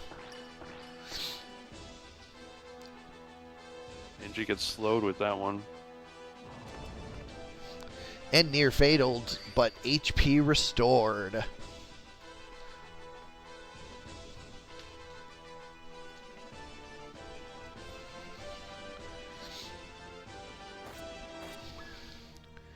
And with the Chemist down, it looks like the balance of power has finally shifted. Psyops should be able to close this out now.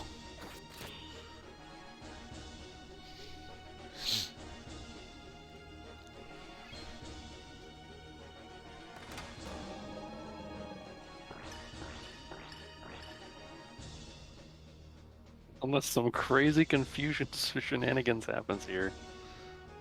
I mean, I guess it's entirely possible somebody just gets confused and raises the chemist or the lancer. Or takes out one of their own units.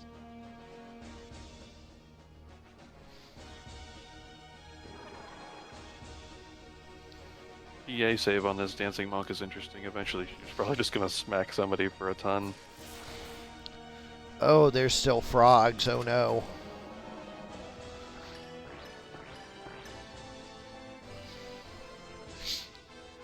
Everybody's confused back here.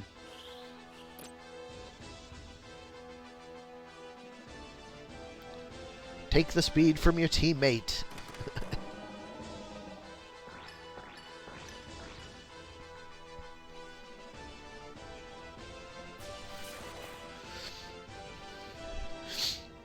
It isn't near fatal.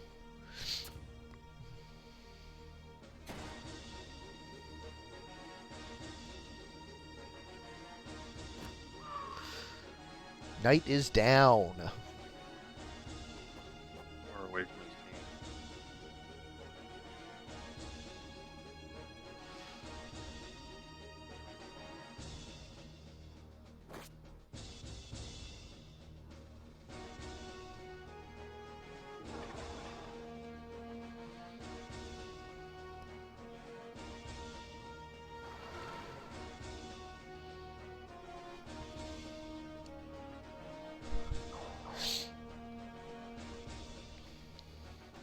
Two crystals now for Scarlet Devil, but they will probably be versus 3 as well because that knight is probably not going to make it out. I think you're right about that. What is she casting? Is it going to be like Flare 2 and we're like, she had that this whole time?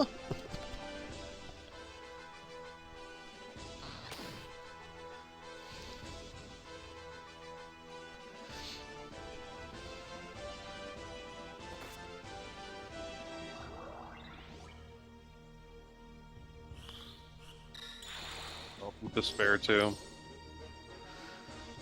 Get rid of a regen. Nice.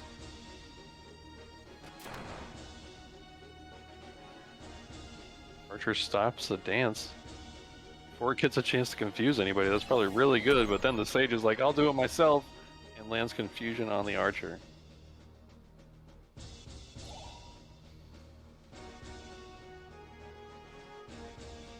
I think this is the first moment in the entire match that my team is doing normal things.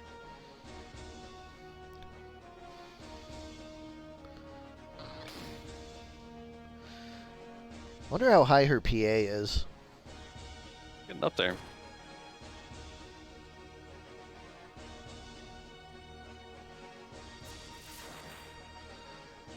Those water balls not landing are pretty important.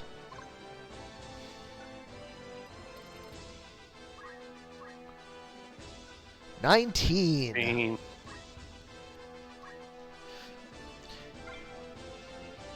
Ninja gets the full heal, but the knight is gone forever.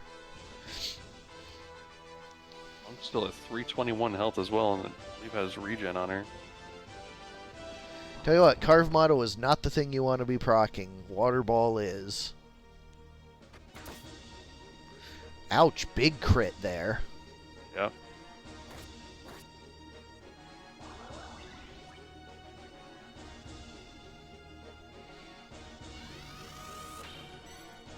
He has to spend his turn healing it off.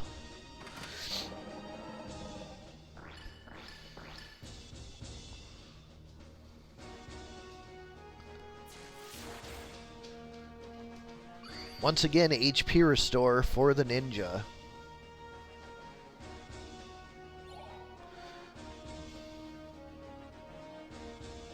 Only a charm land. Sage is now on Psyop's team.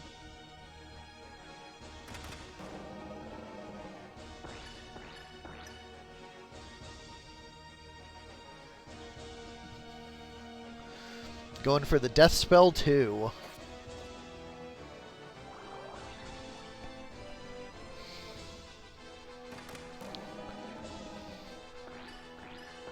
Remember when mid-charges used to guarantee hits? No more.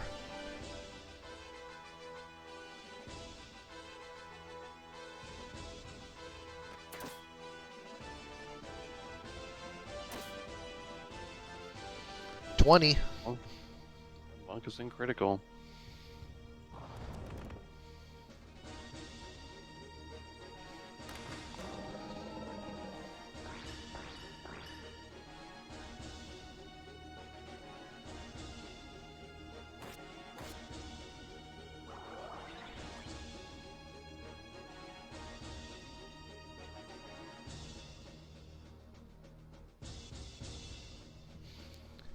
I'm really surprised she hasn't attacked anybody. No HP restore there.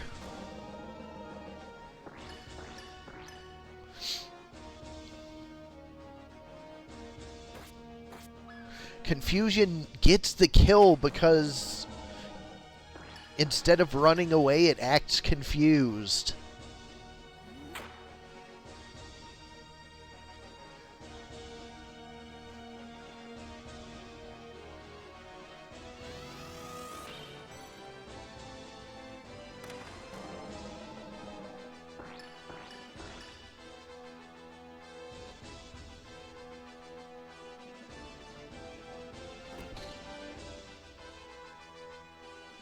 Okay. New move from the monk. Pulls out a secret fist on the archer.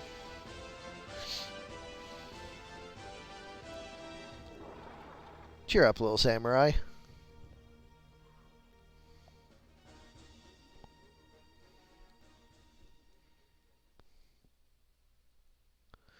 Ninja does not get the crystal. He's still confused. Yep. Or maybe don't moved. Nope, just confused. Archer goes down.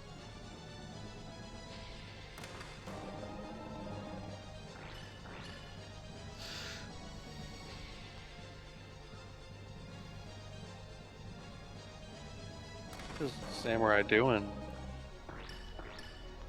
Well, what's this nameless dance doing?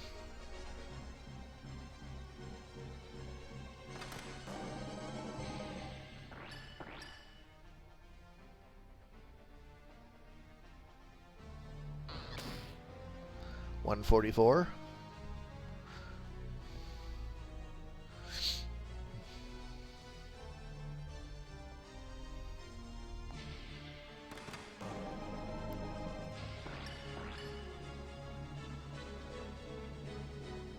This game just won't end. Well, the confusion wore off.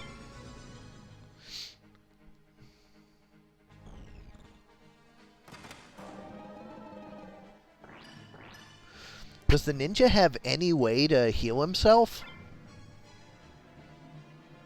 I don't think so. So that poison will just end him eventually. Because it's doing slightly more than the move HP up.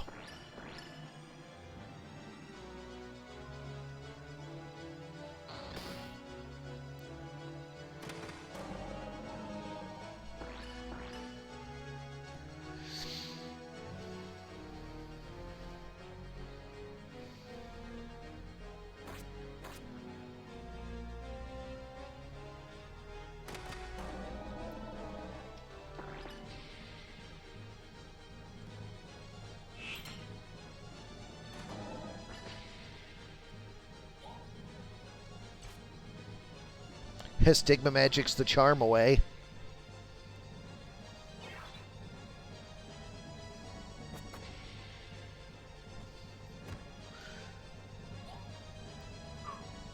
Ninja's down. Yeah, this monk's gonna win it. She just finally smacked the ninja for a ton of damage.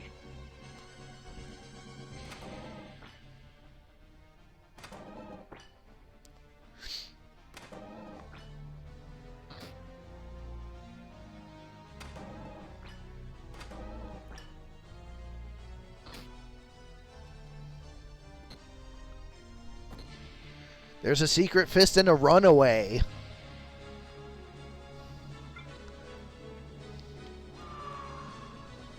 Unbelievable.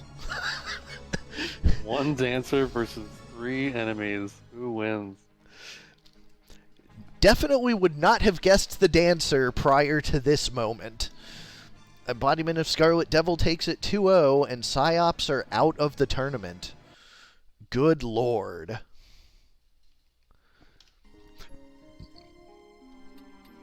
That sure was a thing. Simmon 3 versus Kaffe 1, Special Forces versus I Just Want to Be in the Tournament.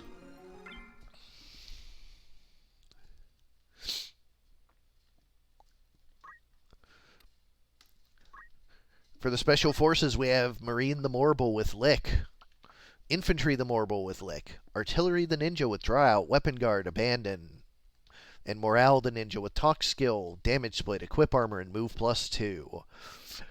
On the other side, for I Just Want to Be in the Tournament, we have Campbell the Priest with Black Magic, Auto Potion, Equip Shield, and Maintenance, Brooklyn the Cockatoris with Gaze, Briar the Chemist with Sing, Counterflood, Equip Armor, and Move +1, and Zion the Engineer with Throw, Arrow Guard, Deadshot, and Move +2. We're heading to large 76.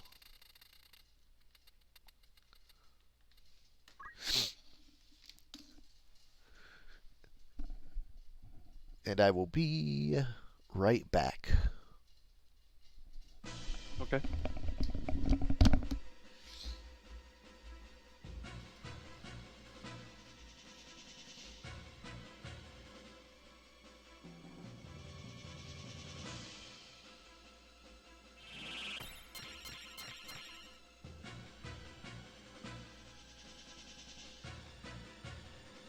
Special Forces starts out with a full team haste regen. And throws a preach on top of that.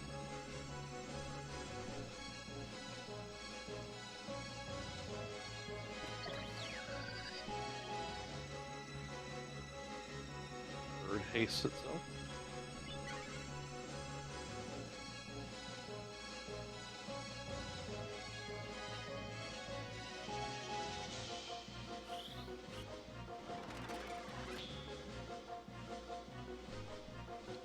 Lands a pro kill for himself. Special Forces finally gets into range to start some offense. Flame Ball.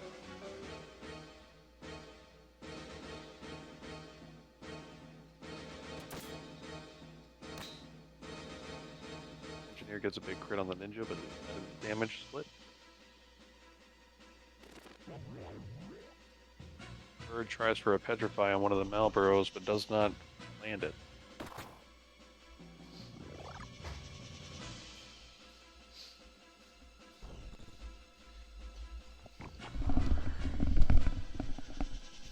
Oh boy, Morble's doing Morble things. Yeah, frogged his own team?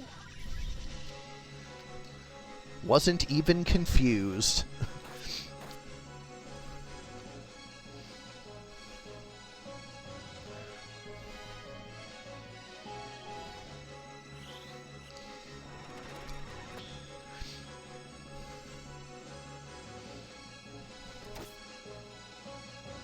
Confused as to why he would cast it there.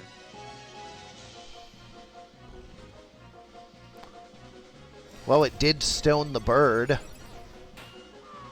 Oh, did it? I see. I didn't even realize there was anybody to take offense against.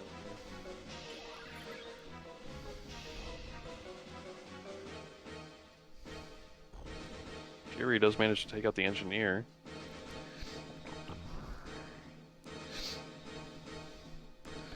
Don't act pretty potent on a chemist. None of those items.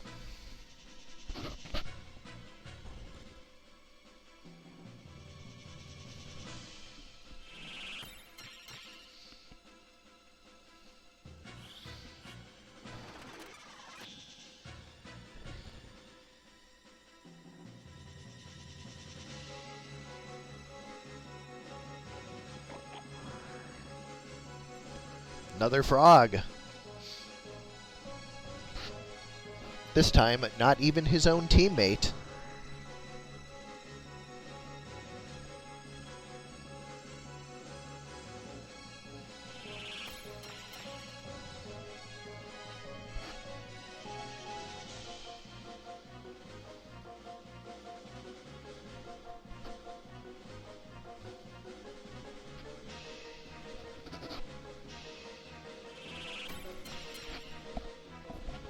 Edie Frog. Hop, hop, hop.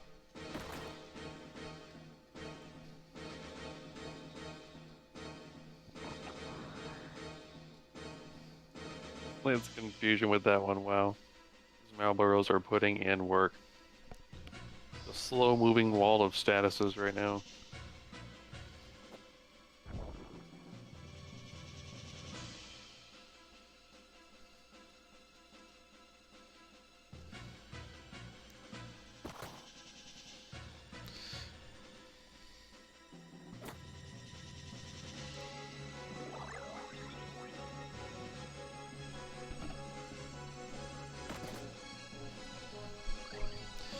Yeah, marbles are very hit or miss.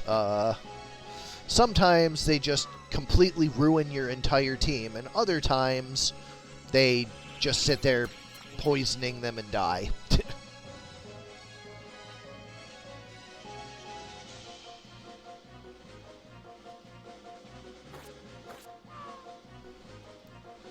But yeah, Special Forces takes game 1.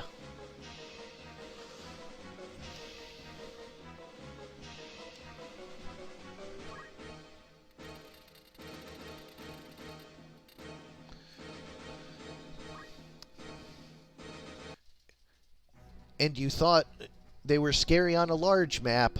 How are they going to look inside the windmill shed?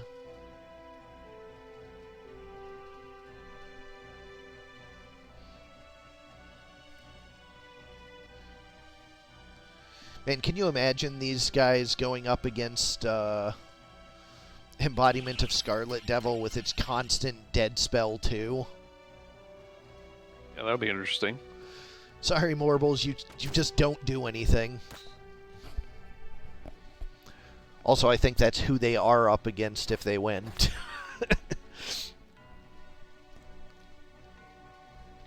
Not quite yet. Burb.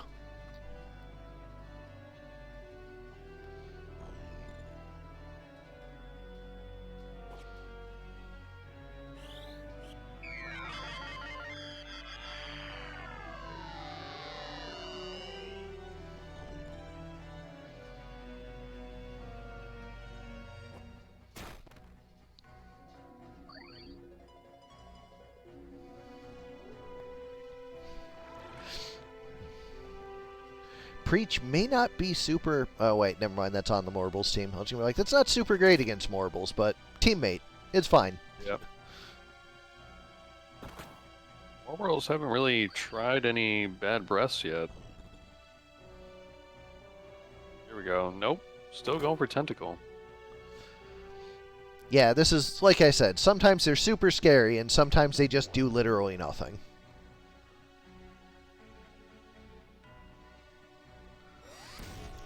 Hoo boy, that just happened.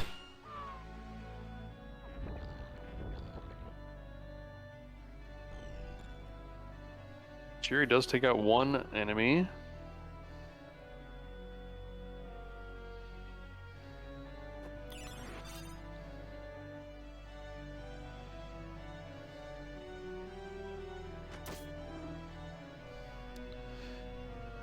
But the Morble that it weakened went down as well.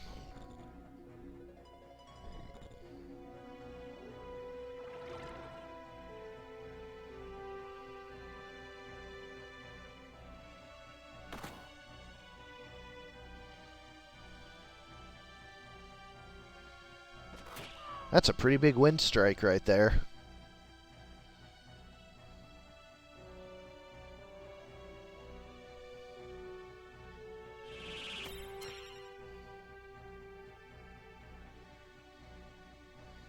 I just want to be in the tournament. Definitely looks to be in a better position this time.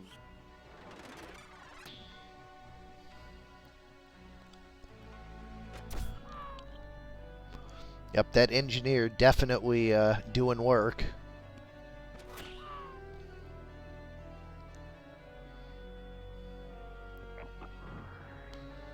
Bad Breath is guarded.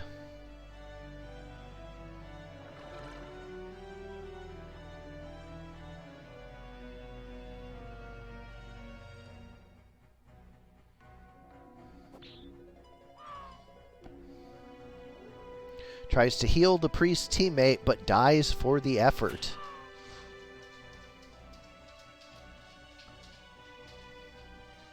Ninja's going to keep re-raising, but that bird knows an answer to that.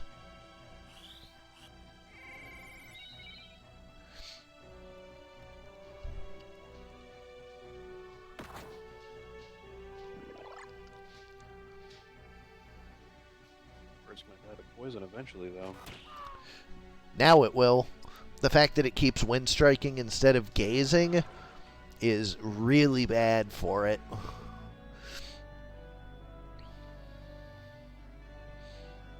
This wind strike does not beat Preach.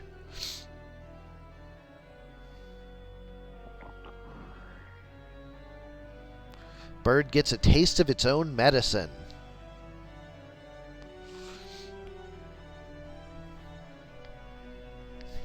Priest does look like he's going to be able to get a crystal.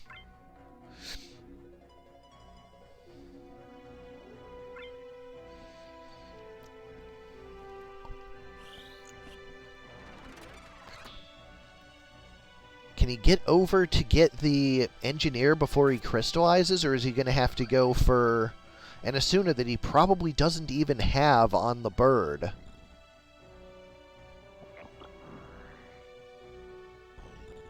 Neither, he's a frog. I like how we didn't see anything land, but then the camera turns and reveals the frog.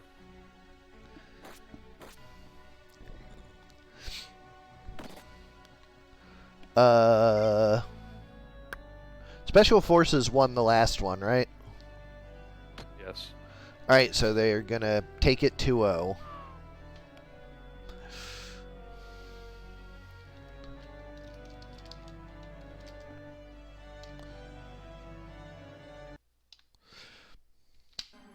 Up next, Scenes continue their domination.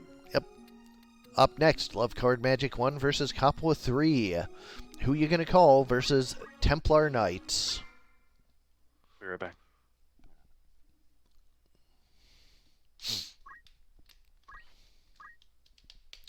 Who you gonna call? Featuring Ray the Paladin with basic skill counter throw martial arts and move HP up. Egon the Engineer with item Hamido Deadshot and throw item. Peter the Mediator with white magic auto potion, equip shield and move +1. And Slimer the Gust with wither.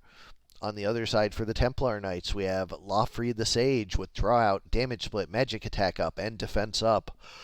Fulmarv the Paladin with time magic, regenerator, attack up, and move HP up. Isolud the Lancer with item, Deadshot, weapon guard, and of course red shoes with move +1. And we graph the Spellblade with item, auto potion, concentrate, and magic defend up. Heading to large 74. Sweegie Woods.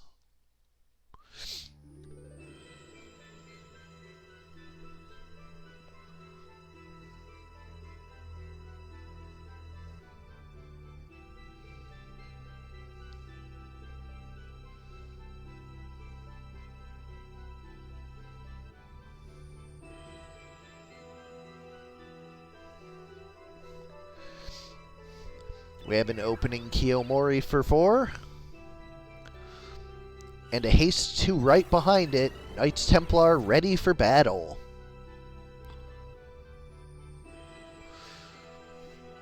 Meanwhile, the Ghostbusters, long range shot from Egon right out of the gate.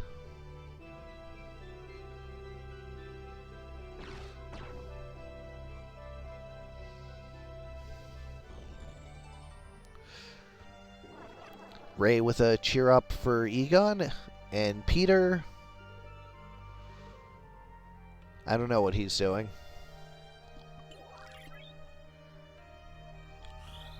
Regen.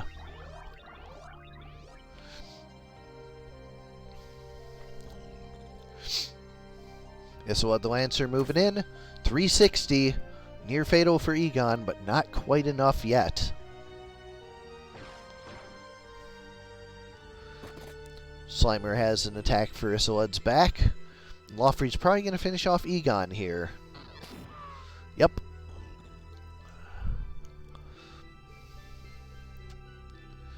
Fulmarv with a judgment. Kills the ghost in one shot.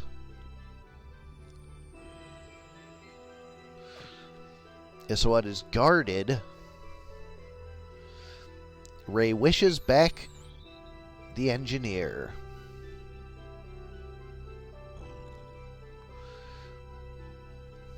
Peter charging something up. Muramasa takes out the engineer, and it was just an Asuna anyways. Wasn't really doing anything.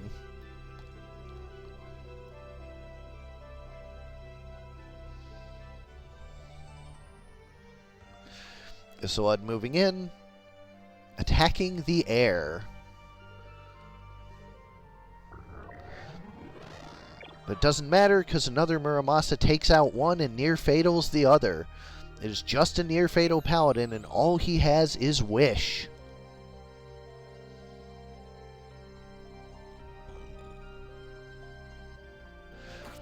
Split punch finishes off the engineer once more, and Fulmarv dropping the haste 2 back again so the rest of his team can get that last kill. Isolde tries to take it, but it's guarded.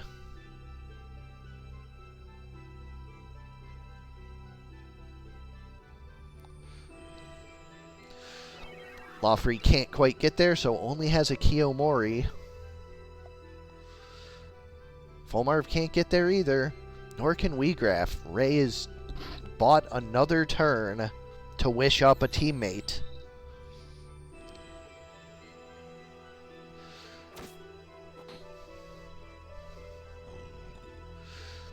Peter actually gets another turn,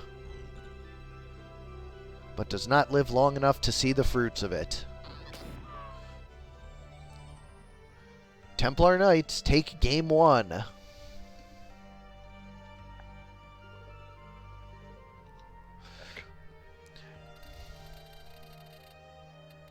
Going to small 97.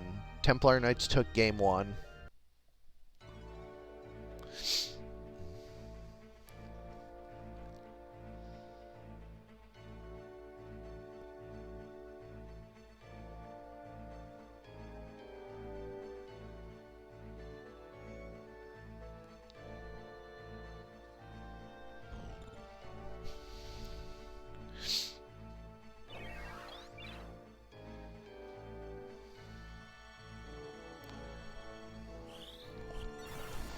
Split start, making the opening effects for the Templar Knights quite lopsided. Isolde charging forward without anything to do, also not great. Yeah, it looks to be a pretty strong opening for who you're going to call so far. Another Shine comes out as well.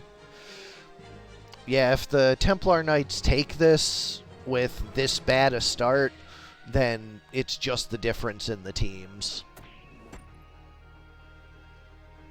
Split punch is guarded by the Blade Grasp.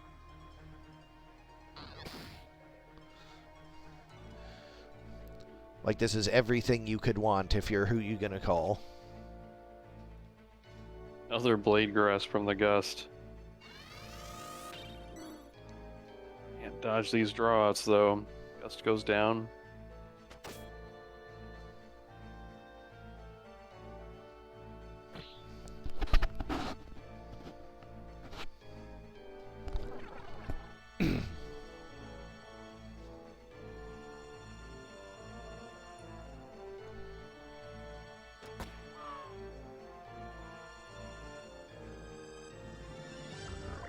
The Templar Knights goes down to the Mediator.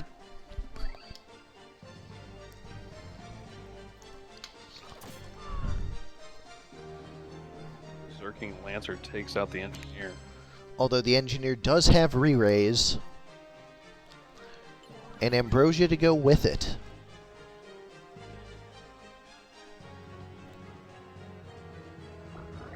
Another big Muramasa out of the stage here.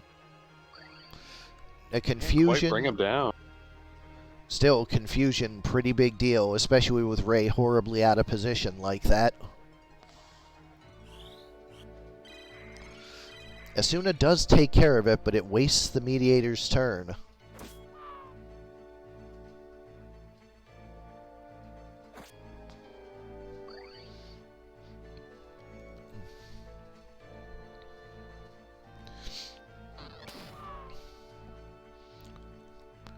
Looks like this was just only going to end this way.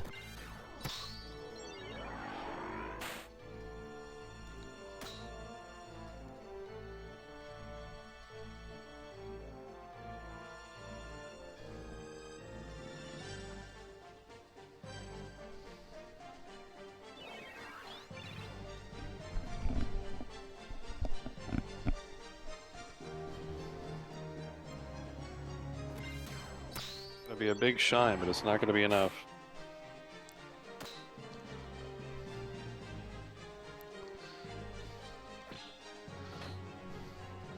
He guards against the Berserking Lancer.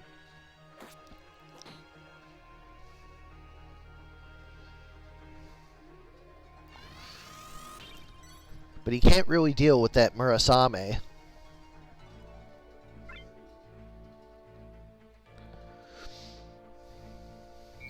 He does have Res, Wish, though. though.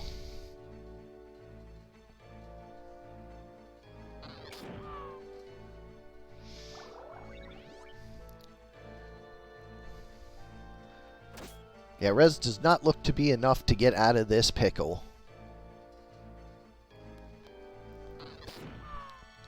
What are teammates? Game goes to Templar Knights, and so does the match, 2-0.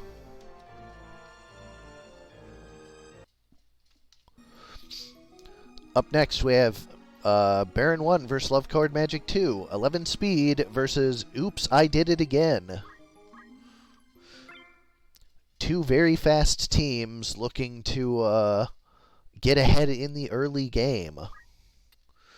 For 11 speed, we have, of course, 4 11 speed units. Frank the Squire with item Arrow Guard, 2 swords and Sicken. Double Flail. Tina the Geomancer with Summon Magic, Counterflood, Magic Attack Up, and Move HP Up. Samantha the Sage with Black Magic, Absorb Used MP, Short Charge and Jump +1. And Peter the Priest with Time Magic, Catch, Move MP Up, and Move +1. On the other side, for Oops, I Did It Again, Kai Kisuke the Ninja with Basic Skill, Weapon Guard, Equip Armor, and Move HP Up. Brittany the Ninja with Draw Out MP Switch, Magic Attack Up, and Move +3. Milia Rage the Spellblade with Punch Art, Dragon Spirit, Concentrate, and Move +2. And Soul Bad Guy with Precision Counter Throw and Equip Bows. Thieves can't miss. Heading to large 59.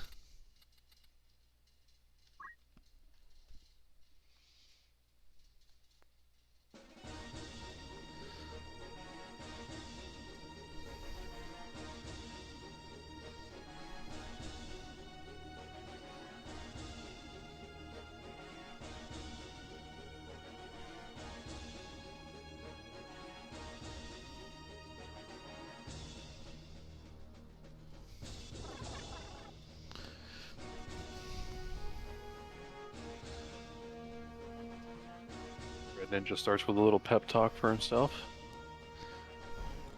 It's important to start your day with a little bit of pep talk. Notably, the entire red team moved before the yellow team. Yeah, that's going to be real dangerous in that small map. MP switch for the Ninja.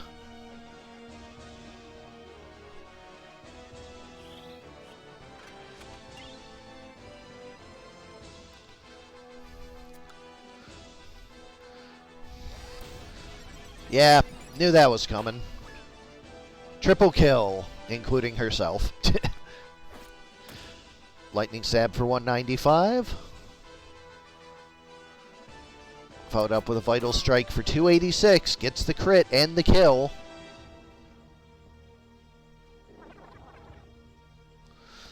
And suddenly it is a 3-on-1. Priest does have life, though. And enough for another cast. Which she's going to need because she's back on her own.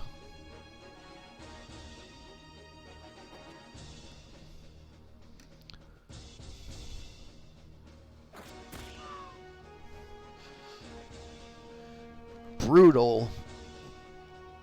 Love Card Magic 2 takes game 1. This one's probably going to be quick as well. Love Card Magic's hyper offense team on a small map? No.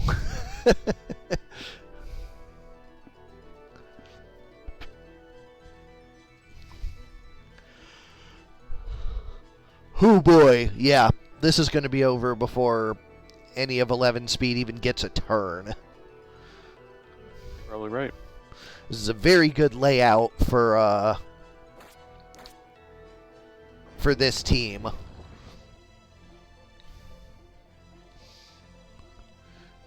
And down.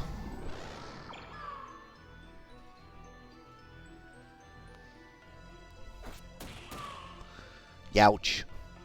Although the priest is going to get a turn.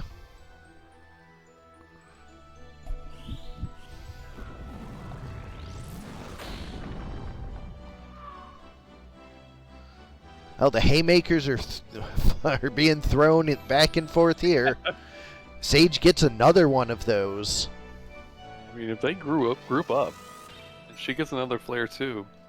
Which she will, because she has death sentence.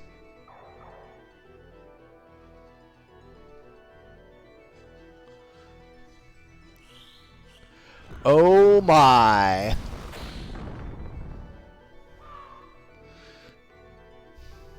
Oh, so close. Priest's already dead, I guess?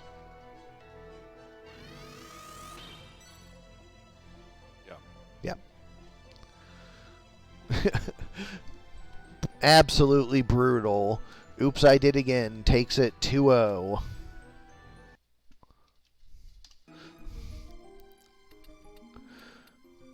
Up next, Korremar 4 versus Korremar 3. All for One versus Chelonians. Chelonians with a pretty neat showing last night. Just absolutely dominating Team Beef. All for One, Athos the Paladin with basic skill, Dragon Spirit, move MP up and move +1. Porthos the Spellblade with basic skill, CT save, attack up and move +2. Aramis the Knight with Punch Art, Weapon Guard, 2 swords, Sicken, and red shoes. And D'Artagnan, I guess, is how that's pronounced. Correct, yeah. D'Artagnan it is. D'Artagnan the Squire with Item, Arrow Guard, Abandon, and Throw Item. On the other side, for Chelonians, we have Mata Mata the Knight with Chaos Blade, White Magic Regenerator, Concentrate. Snapper the Ninja, double Tonberry Knife with Overflow and Hamido and move +2. Leatherback the Ninja with Talk Skill, Weapon Guard, Abandon, and move HP up. And Loggerhead the Chemist with basic skill, Auto Potion, Equip Shield, and Jump +1. I guess she was out of JP. Moving to large 82 to start. Yeah, Chelonians definitely destroyed Team Beef, despite my team being very tanky and immune to the dead rocks from the Tonberry knives. Just ate me up with death sentences for Leatherback. It didn't get any Chaos Blade procs, but it was there to do. Exactly, it could have ended it even sooner if they were just a little bit luckier. I think he spent more time using other abilities than attacking. Because I think that guy has white magic too, so he was, doing that.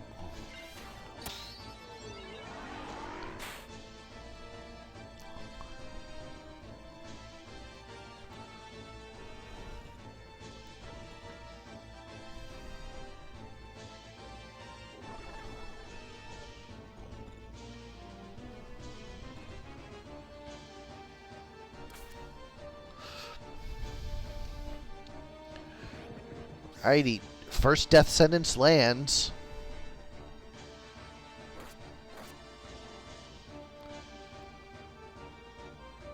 You know, I didn't realize those two were right next to each other.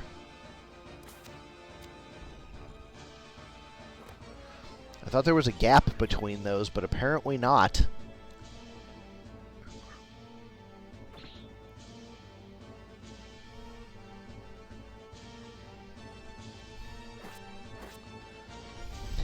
Double swing poison.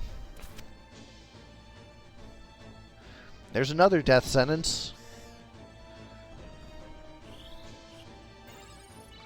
Paladin sure being the unit you want a death sentence this month.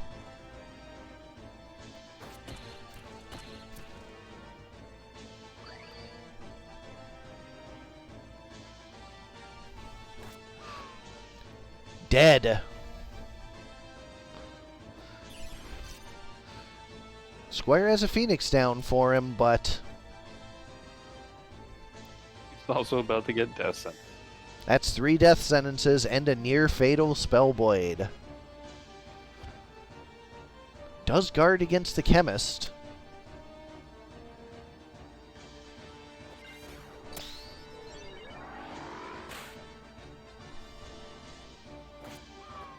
But doesn't guard against that. Was it a proc or just lethal damage? No one knows.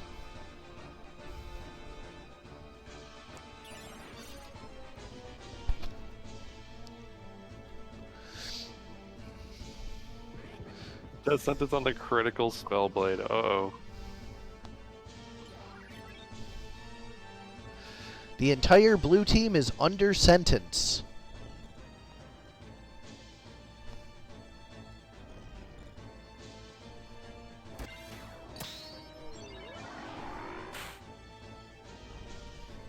Can blue team take advantage of their free turns to try to kill green? One down. Phoenix down takes him right back up, though. And a cheer up there, that is the last turn other than that Berserk Knight.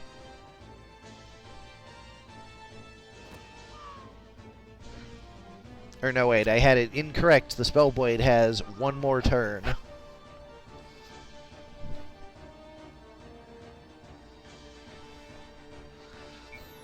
Has a wish for the Squire. Chemist going with a revive instead of taking out the Squire.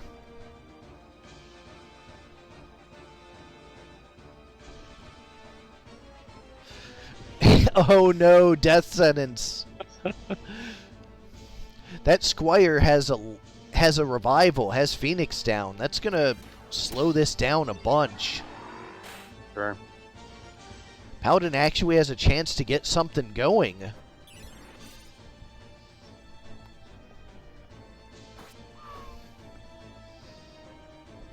you go, the Berserk Knight takes somebody out there.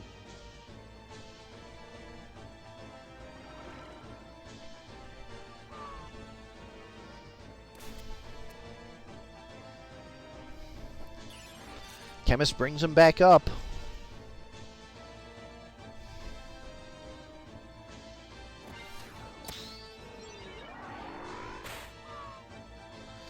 Goes back down for his trouble, and the entire blue team is back up.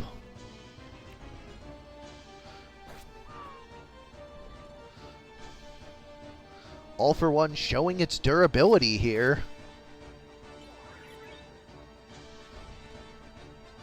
Leatherback deciding to go for some attacks there instead of a death sentence.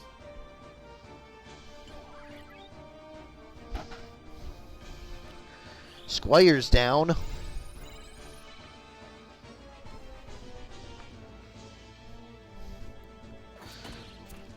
Stasis Sword takes out the Knight.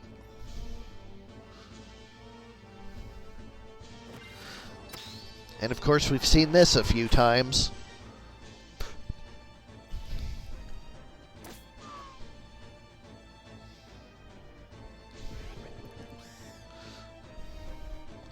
And these death sentences really not working out great for the Chelonians.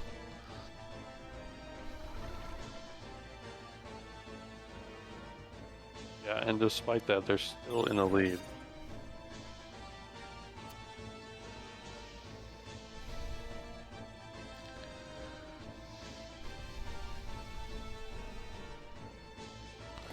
Well, that's not a revive.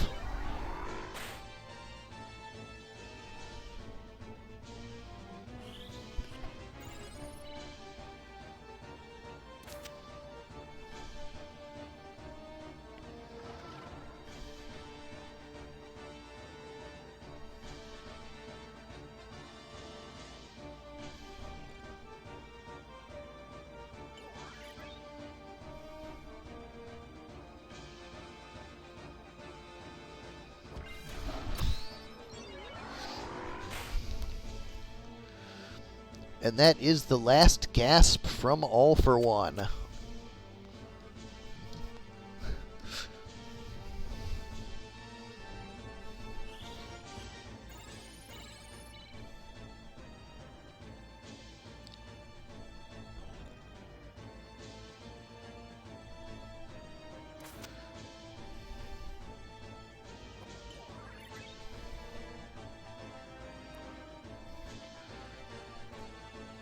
Game 1, 2 Chelonians.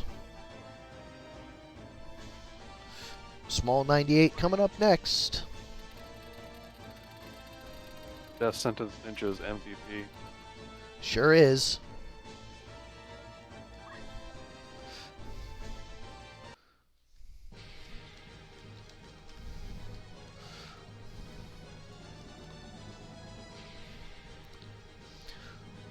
If the matchups go right, this is a team that I could see getting to the the grand finals. Yeah, I would agree with you, but they are up against Oops, I Did It Again right after this if they win, so. Are they sturdy enough? Is anybody? Yeah, that will be the question for sure.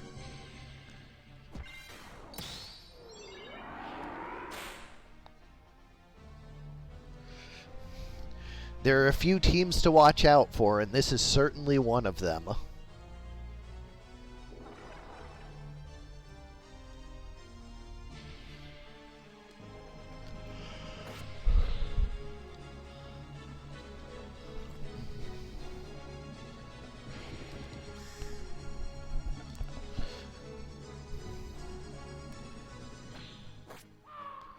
Nice.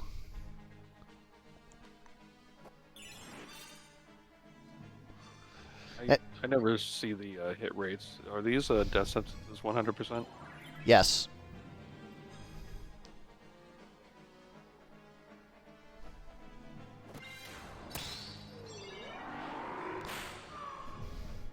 Ninja is down.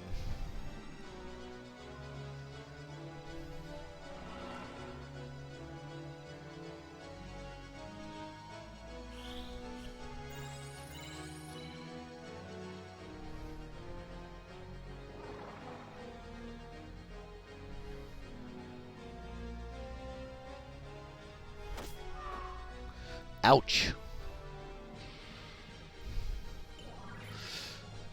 Ninja's down.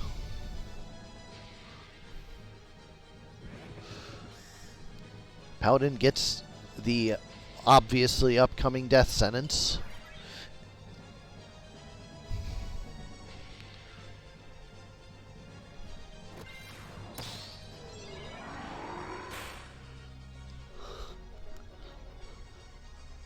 Big damage coming out, but they do have time to recover from it before the other all-for-ones come from the other end of the map.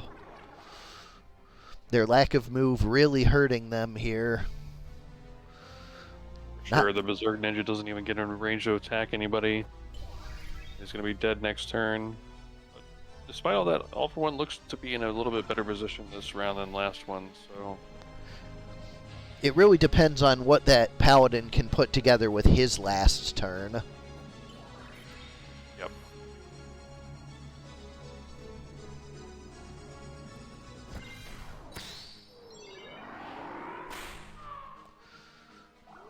only manages to take down the re-raised chemist.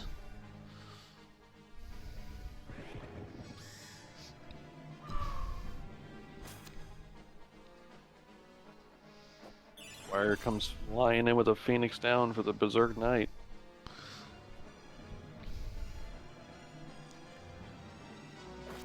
As long as this Squire doesn't get hit with Death Sentence, should be able to stand a chance.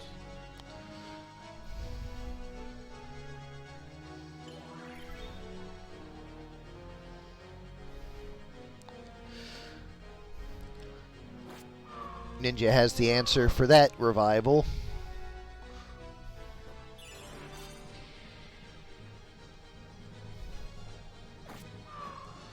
Was only a 36% chance to hit, but it landed.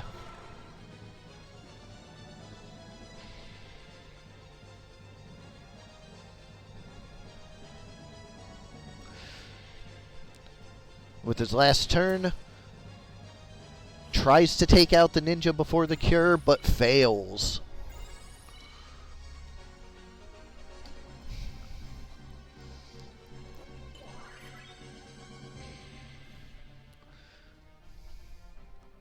Squire with the Phoenix down on the Paladin.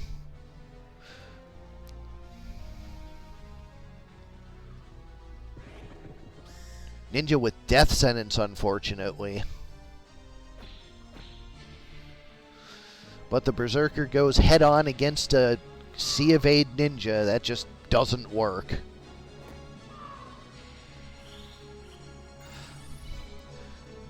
So it is now up to this Death Sentence on the Squire. If they can just keep answering the Phoenix downs while they tick down. But will they have to devote too much attention to the shines?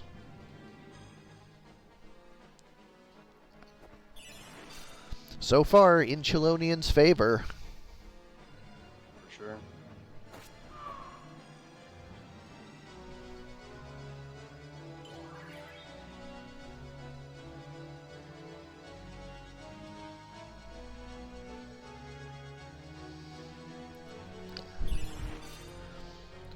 There's another Phoenix down. The last one we'll see, though. Paladin's gonna go down, Squire's gonna go down. All they need to do is take out the Spellblade.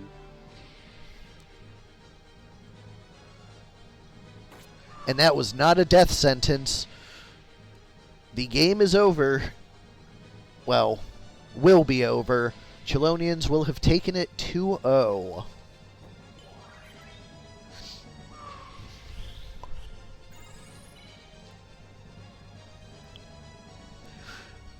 And there you have it. Korremar is dead. Long live Korremar.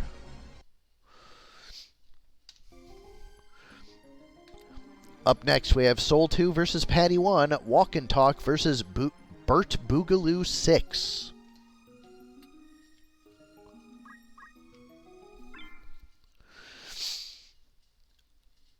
Wah. For Soul 2, we have Bobbin the Time Mage, Weavegraph the Spellblade. Bobbin the Time Mage with Item, Throw Item, Weapon Guard, and Equip Shield. Weavegraph the Time Mage with Punch Art, Arrow Guard, Abandon, and Maintenance. Coppola the Ninja with Talk Skill, Counterflood, Concentrate, and Magic Defend Up. And Know the Archer with Basic Skill, Catch, Jump +2, and a Worthless Secret Hunt. On the other side, for Burt Boogaloo 6, we have Tolbert the Oracle with Faith Rod, Time Magic Regenerator, Short Charge, and Defense Up. Isimbert the Engineer with Item, Throw Item, Deadshot, and Dragon Spirit. Bertram the Ninja with Basic Skill, Concentrate, Hamido, and Guts. And Berthold the Monk with Precision, HP Restore, Equip Armor, and Equip Bows. That Bow Monk really doing some work earlier this month. Let's see how it does now, going to large 30.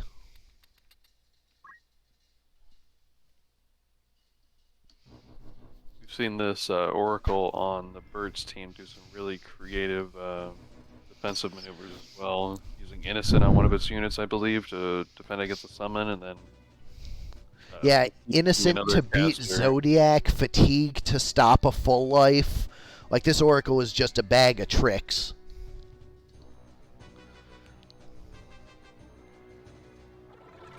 And I love it. Yeah, same here.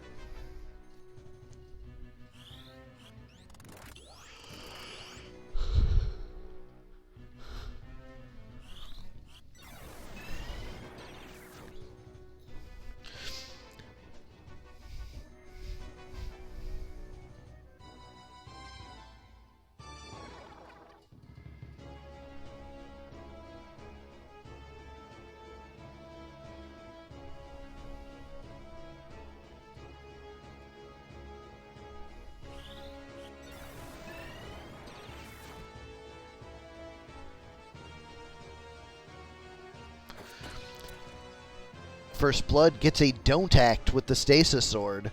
Ninja is on attack duty. Also dead. Oh no. A timed strike and then a move. Super unfortunate.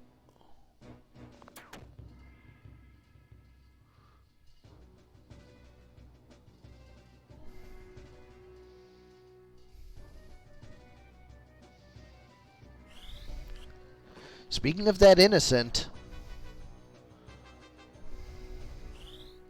slow? Nah.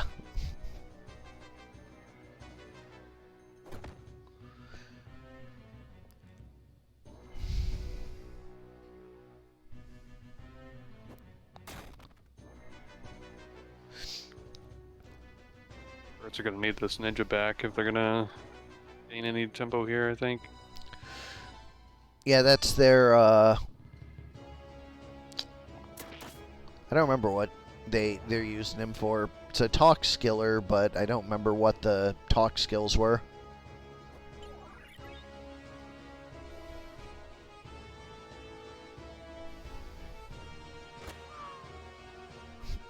Down goes Weegraph.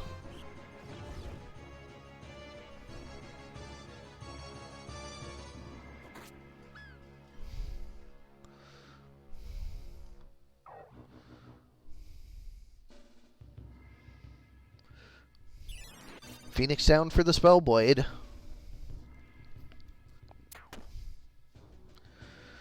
Looks like Walk and Talk is taking the lead. Let's see, I think this engineer has throw item though. So. That ninja's about to crystallize though. Rough Demi.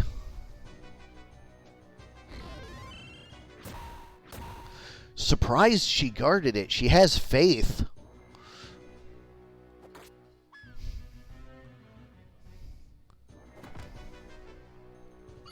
HP restore out of the monk, and that's a lot of HP.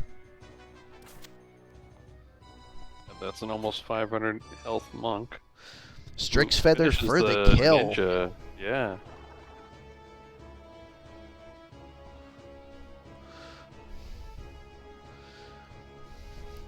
Ninja is down for the count.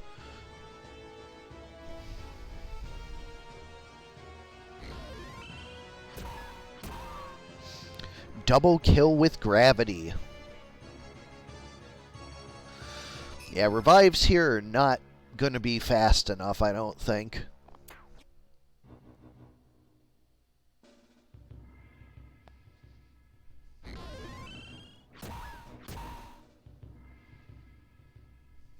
How are these gravities coming out? I mean, I can see a way the needle could be threaded, but I don't think it's going to be.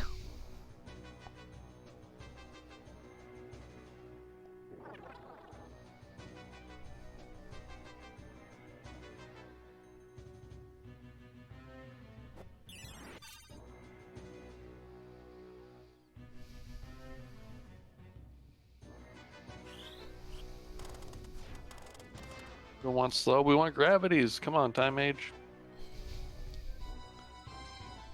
That Time Mage is fast.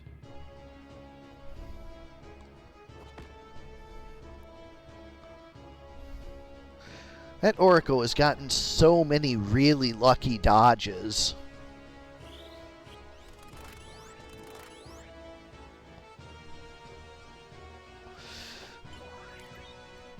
and survives to see the light of day once more. It is a 3-on-3.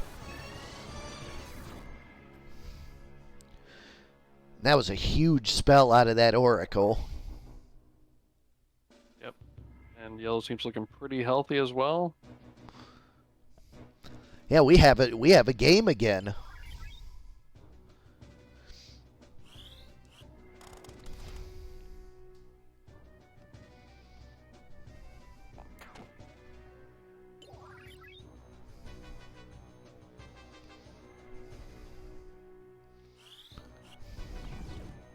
Demi for 91, followed by a 272 charged strike.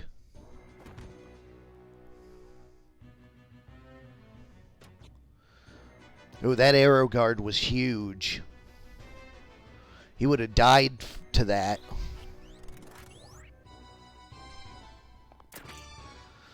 Time strike also guarded.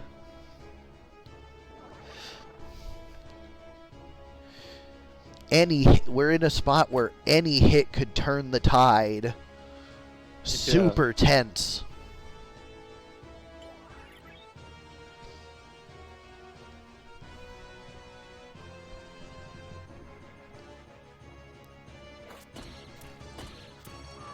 Stasis Sword with the kill. 345 on the charging monk.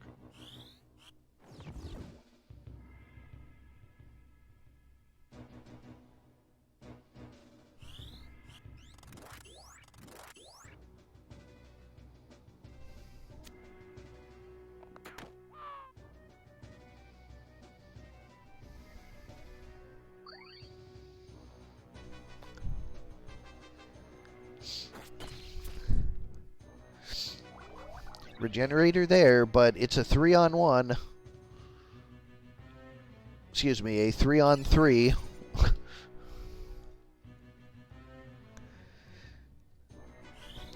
But I don't think they have the speed to capitalize on it. I think they just go right back down to a gravity.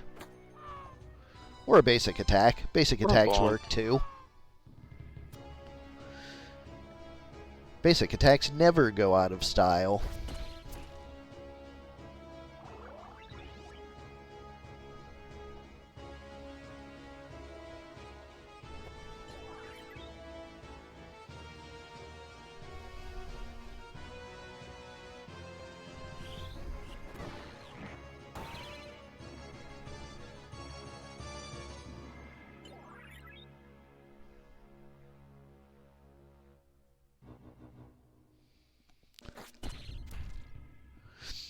Down to the wire. Archer does have a bead, but once again the Oracle guards.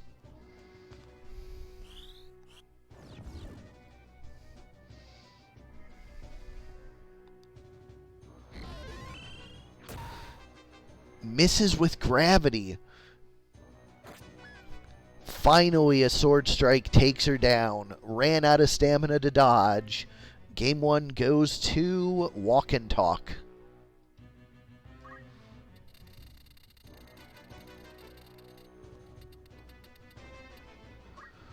Small 93 coming up.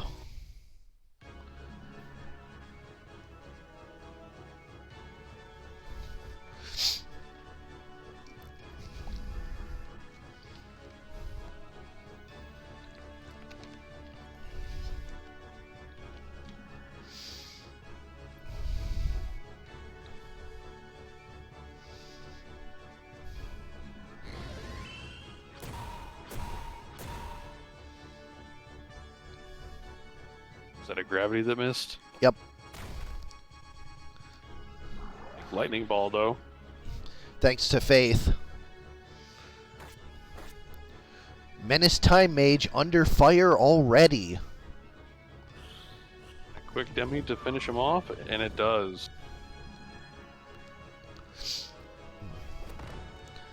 That's a lot of Earth Slash damage, though. 11%. Wow. Arrow Guard. God, that... Oracle is impossible to hit. What is she wearing?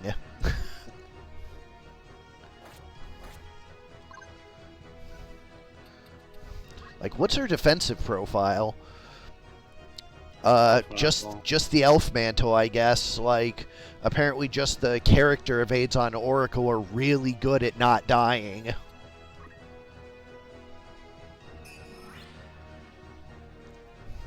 Yeah, do oracles have really good C evade?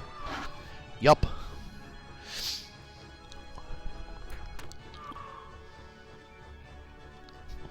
Which, you know, another reason to build an Oracle. Sure. Like, all of the mages have their own identities. While she has probably the weakest charging ability, which is defense up, she is hellishly evasive and gets evasion during her charging like everybody else does now.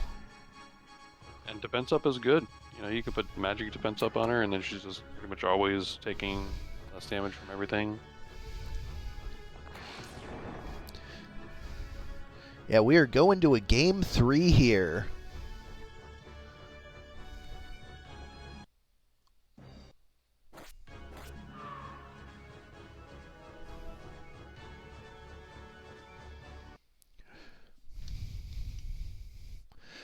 Alrighty. Medium 63.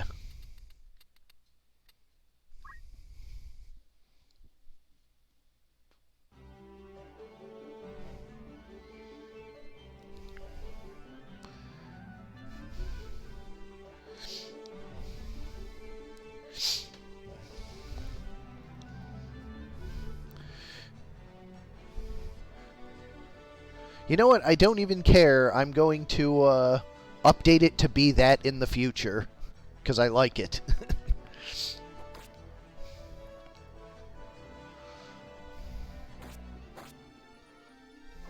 What is it at right now? 24 instead of 5.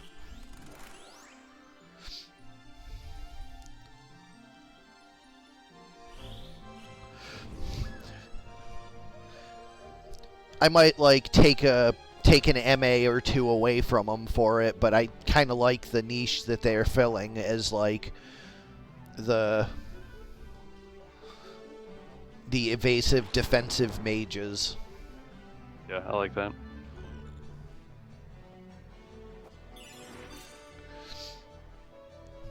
They can foresee things. Ah, ha, ha, I see what you did there.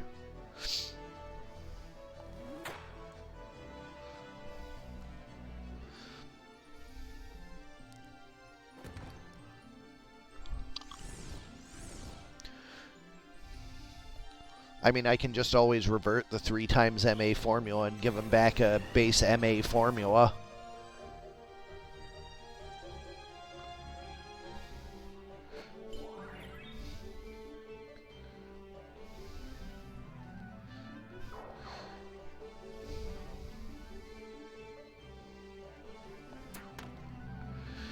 I mean, that was a patch that was put in for a specific moment in time where it was like a bunch of knights with talk skills and they were just too durable. And seeing that you could just change it to knight with yin-yang magic, well, I had to do something to deal with that build. But that's not the world we live in anymore. I can change that again.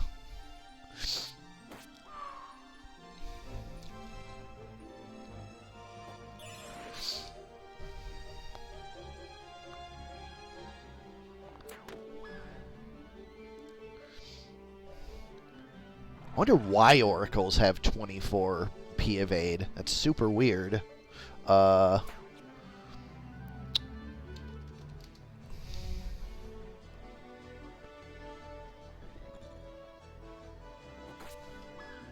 Bertram's definitely performing well here.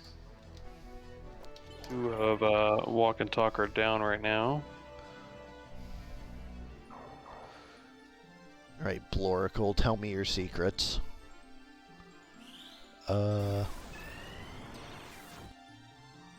Yeah, CEV is listed as 24.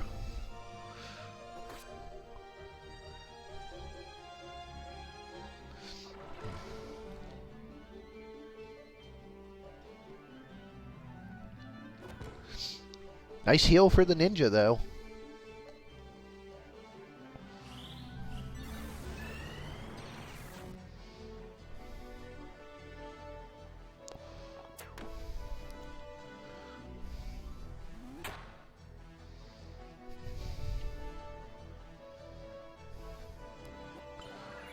Let's see. Generic, Oracle. Yeah. Archer brings the Squire back down to critical, but he's got Defy Pain. Tournament files, old events.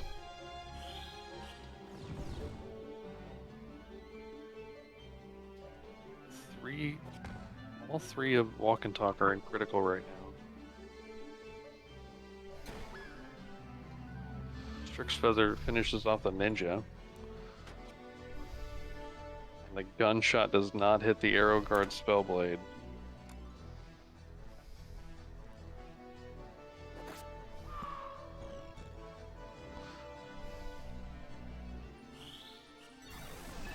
Like the archer did not defy pain, that's strange.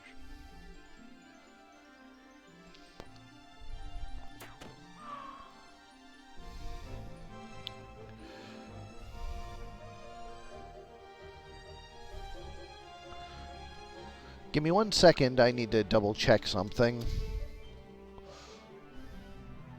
Boogaloo takes that one. So, Boogaloo would take it 2-1.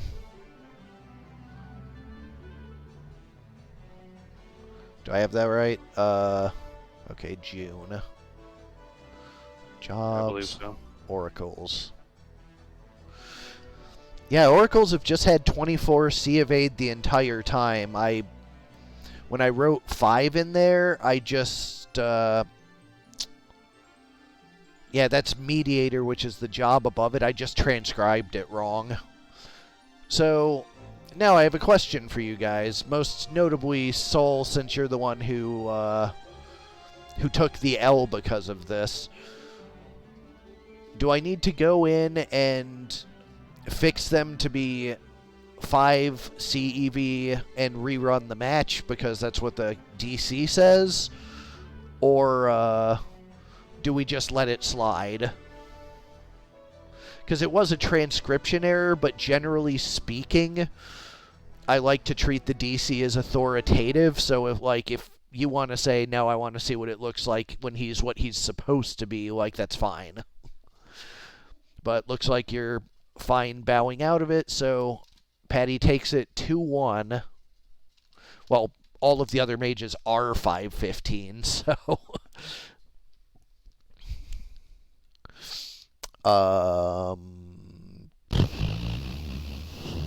buttons.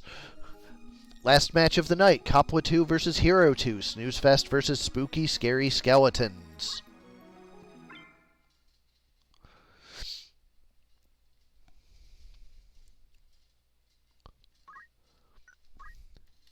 I'll double check them though while we're running the beginning of this match. Snoozefest. Snooze the Geomancer with Draw Out, Counter Flood, Magic Attack Up, and Defense Up. Snore the Paladin with Basic Skill, Auto Potion, Attack Up, and Magic Defend Up. Sleep the Monk with Battle Skill, HP Restore, Equip Armor, and Equip Sword. And Nap the Priest with Time Magic, Regenerator, half of MP, and Move +1. On the other side, for Spooky Scary Skeletons, obligatory Boner Joke lol. We have a Living Bone, a Time Mage with Draw Out, Counter Magic, Magic Defend Up, and Magic Attack Up. And a Thief with Equip Bows for a Longbow, Deadshot, Weapon Guard, and Item.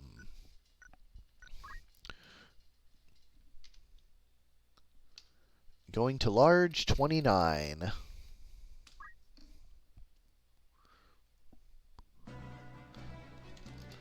Alright, Patcher, let's look at what the actual CEVs are for everybody.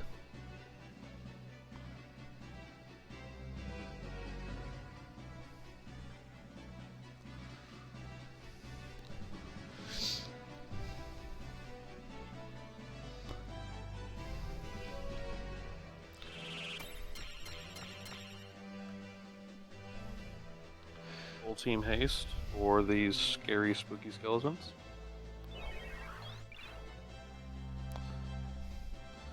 Now, let's see. CEV is there. Let's check it out. 11, Paladin.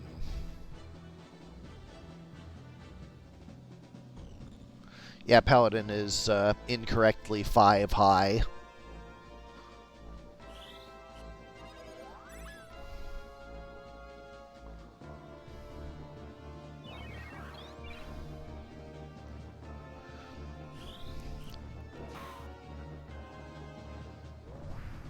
Skeleton misses his death cast, as is tradition. Yeah. Alright, let's see. Squire 10's correct. Chemist 15's correct. Knight 10 is correct. Archer 10 is correct. Monk 20 is correct. Priest 5 is correct. Wizard 5 is correct. Time Mage 5 is correct. Summoner 5 is correct. Thief. Where are you, Thief?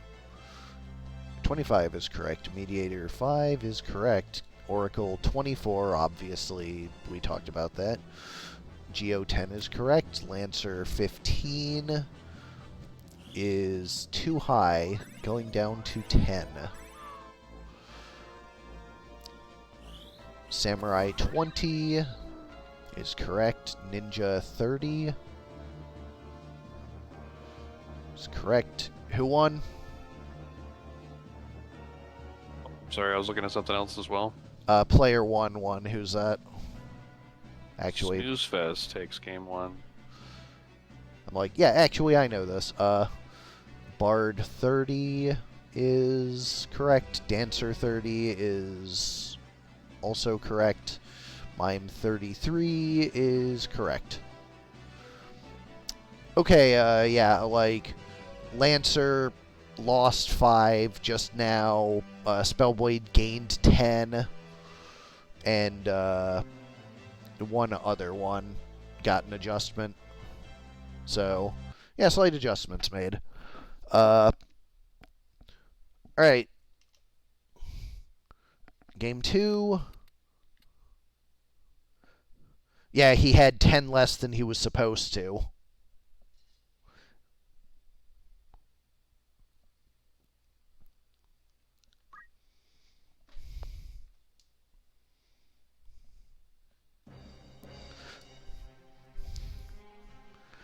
He was listed at 20 and had 10.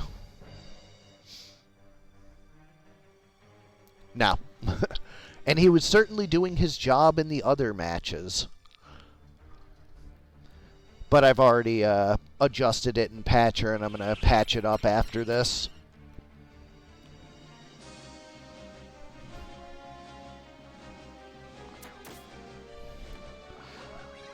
Right out of the gate, near fatal shot on the Priest.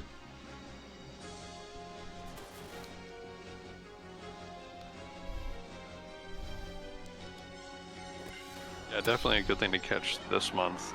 Yeah, evasion and accuracy. Yeah, because I'm not actually changing any evasions next month, so I wouldn't have even noticed it was wrong starting next month if we didn't notice it here. Exactly.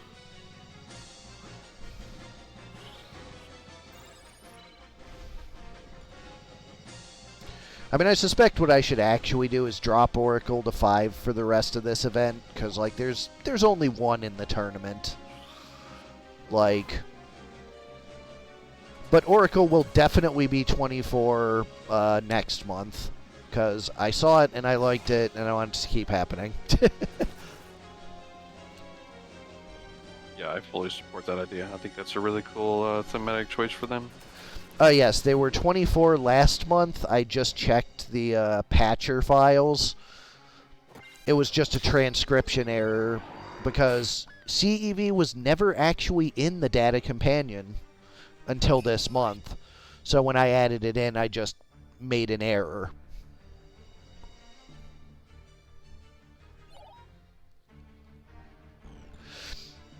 He lands a charm there on the Priest. Priest is in critical already. It's just like the principle of it, like, if the DC says something and that's the Bible I use to, like, say, no, this is how this actually is, I probably should move them down to 5 for the rest of the event. Just for tournament integrity's sake.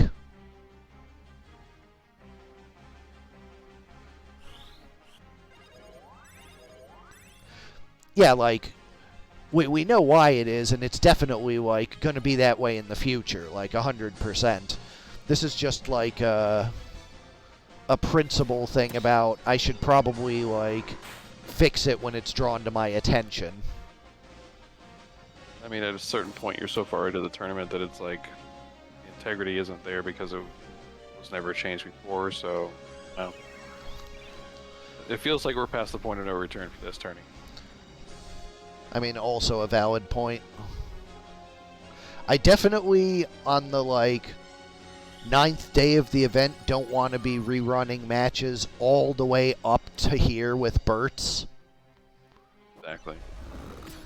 Like, Jesus, any match that goes differently changes everything. But anyways, Snoozefest takes it 2-0. And I guess we will be leaving Oracles in because everybody seems to like that. So, anyways. Yeah, I mean, I feel like I'm supposed to just fix Paladins right now, though. Like, give them the 10 they're supposed to have instead of the 20 they do have. Like, what happened is Spellblades and Paladins got crossed up. They each got each other's P evade, because I transposed which one was which. Yeah, I think that also feels better to give a little buff to something in the tournament than nerf it this late.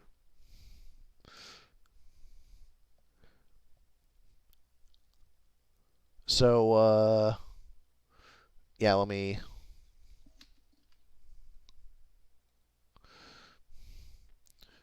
patch that up right now. Really impressive showing from Simmon and Coppola tonight. Simmon still has all 4 of his teams in the tournament, and Coppola still has 3. Save patch. Colored Magic still has 2 as well. And there's only, we had 24 before this, and we lost 8, so there's only 16 teams left. Yep. All right, but yeah, thanks everybody for coming, participating. Big thanks to Omegasuspekt, as always, for being in the booth. Also, thanks for catching that CEV thing, whoever it was that caught that. I'm not scrolled up far enough to see, but thanks. I really definitely would have missed that next month, and I really want it to be all correct. This has been as even more beta than our usual beta. Yep, I think it was Fig that caught it. Really good eye there, Fig. But yeah, thanks everybody. Whew boy, it's been a long day. I've got just one small thing to fix after that patcher thing, and then I have the rest of the night off. Thank God, finally. Nice. I will see y'all tomorrow, and have a good night. GG's and good night, everybody. Bye.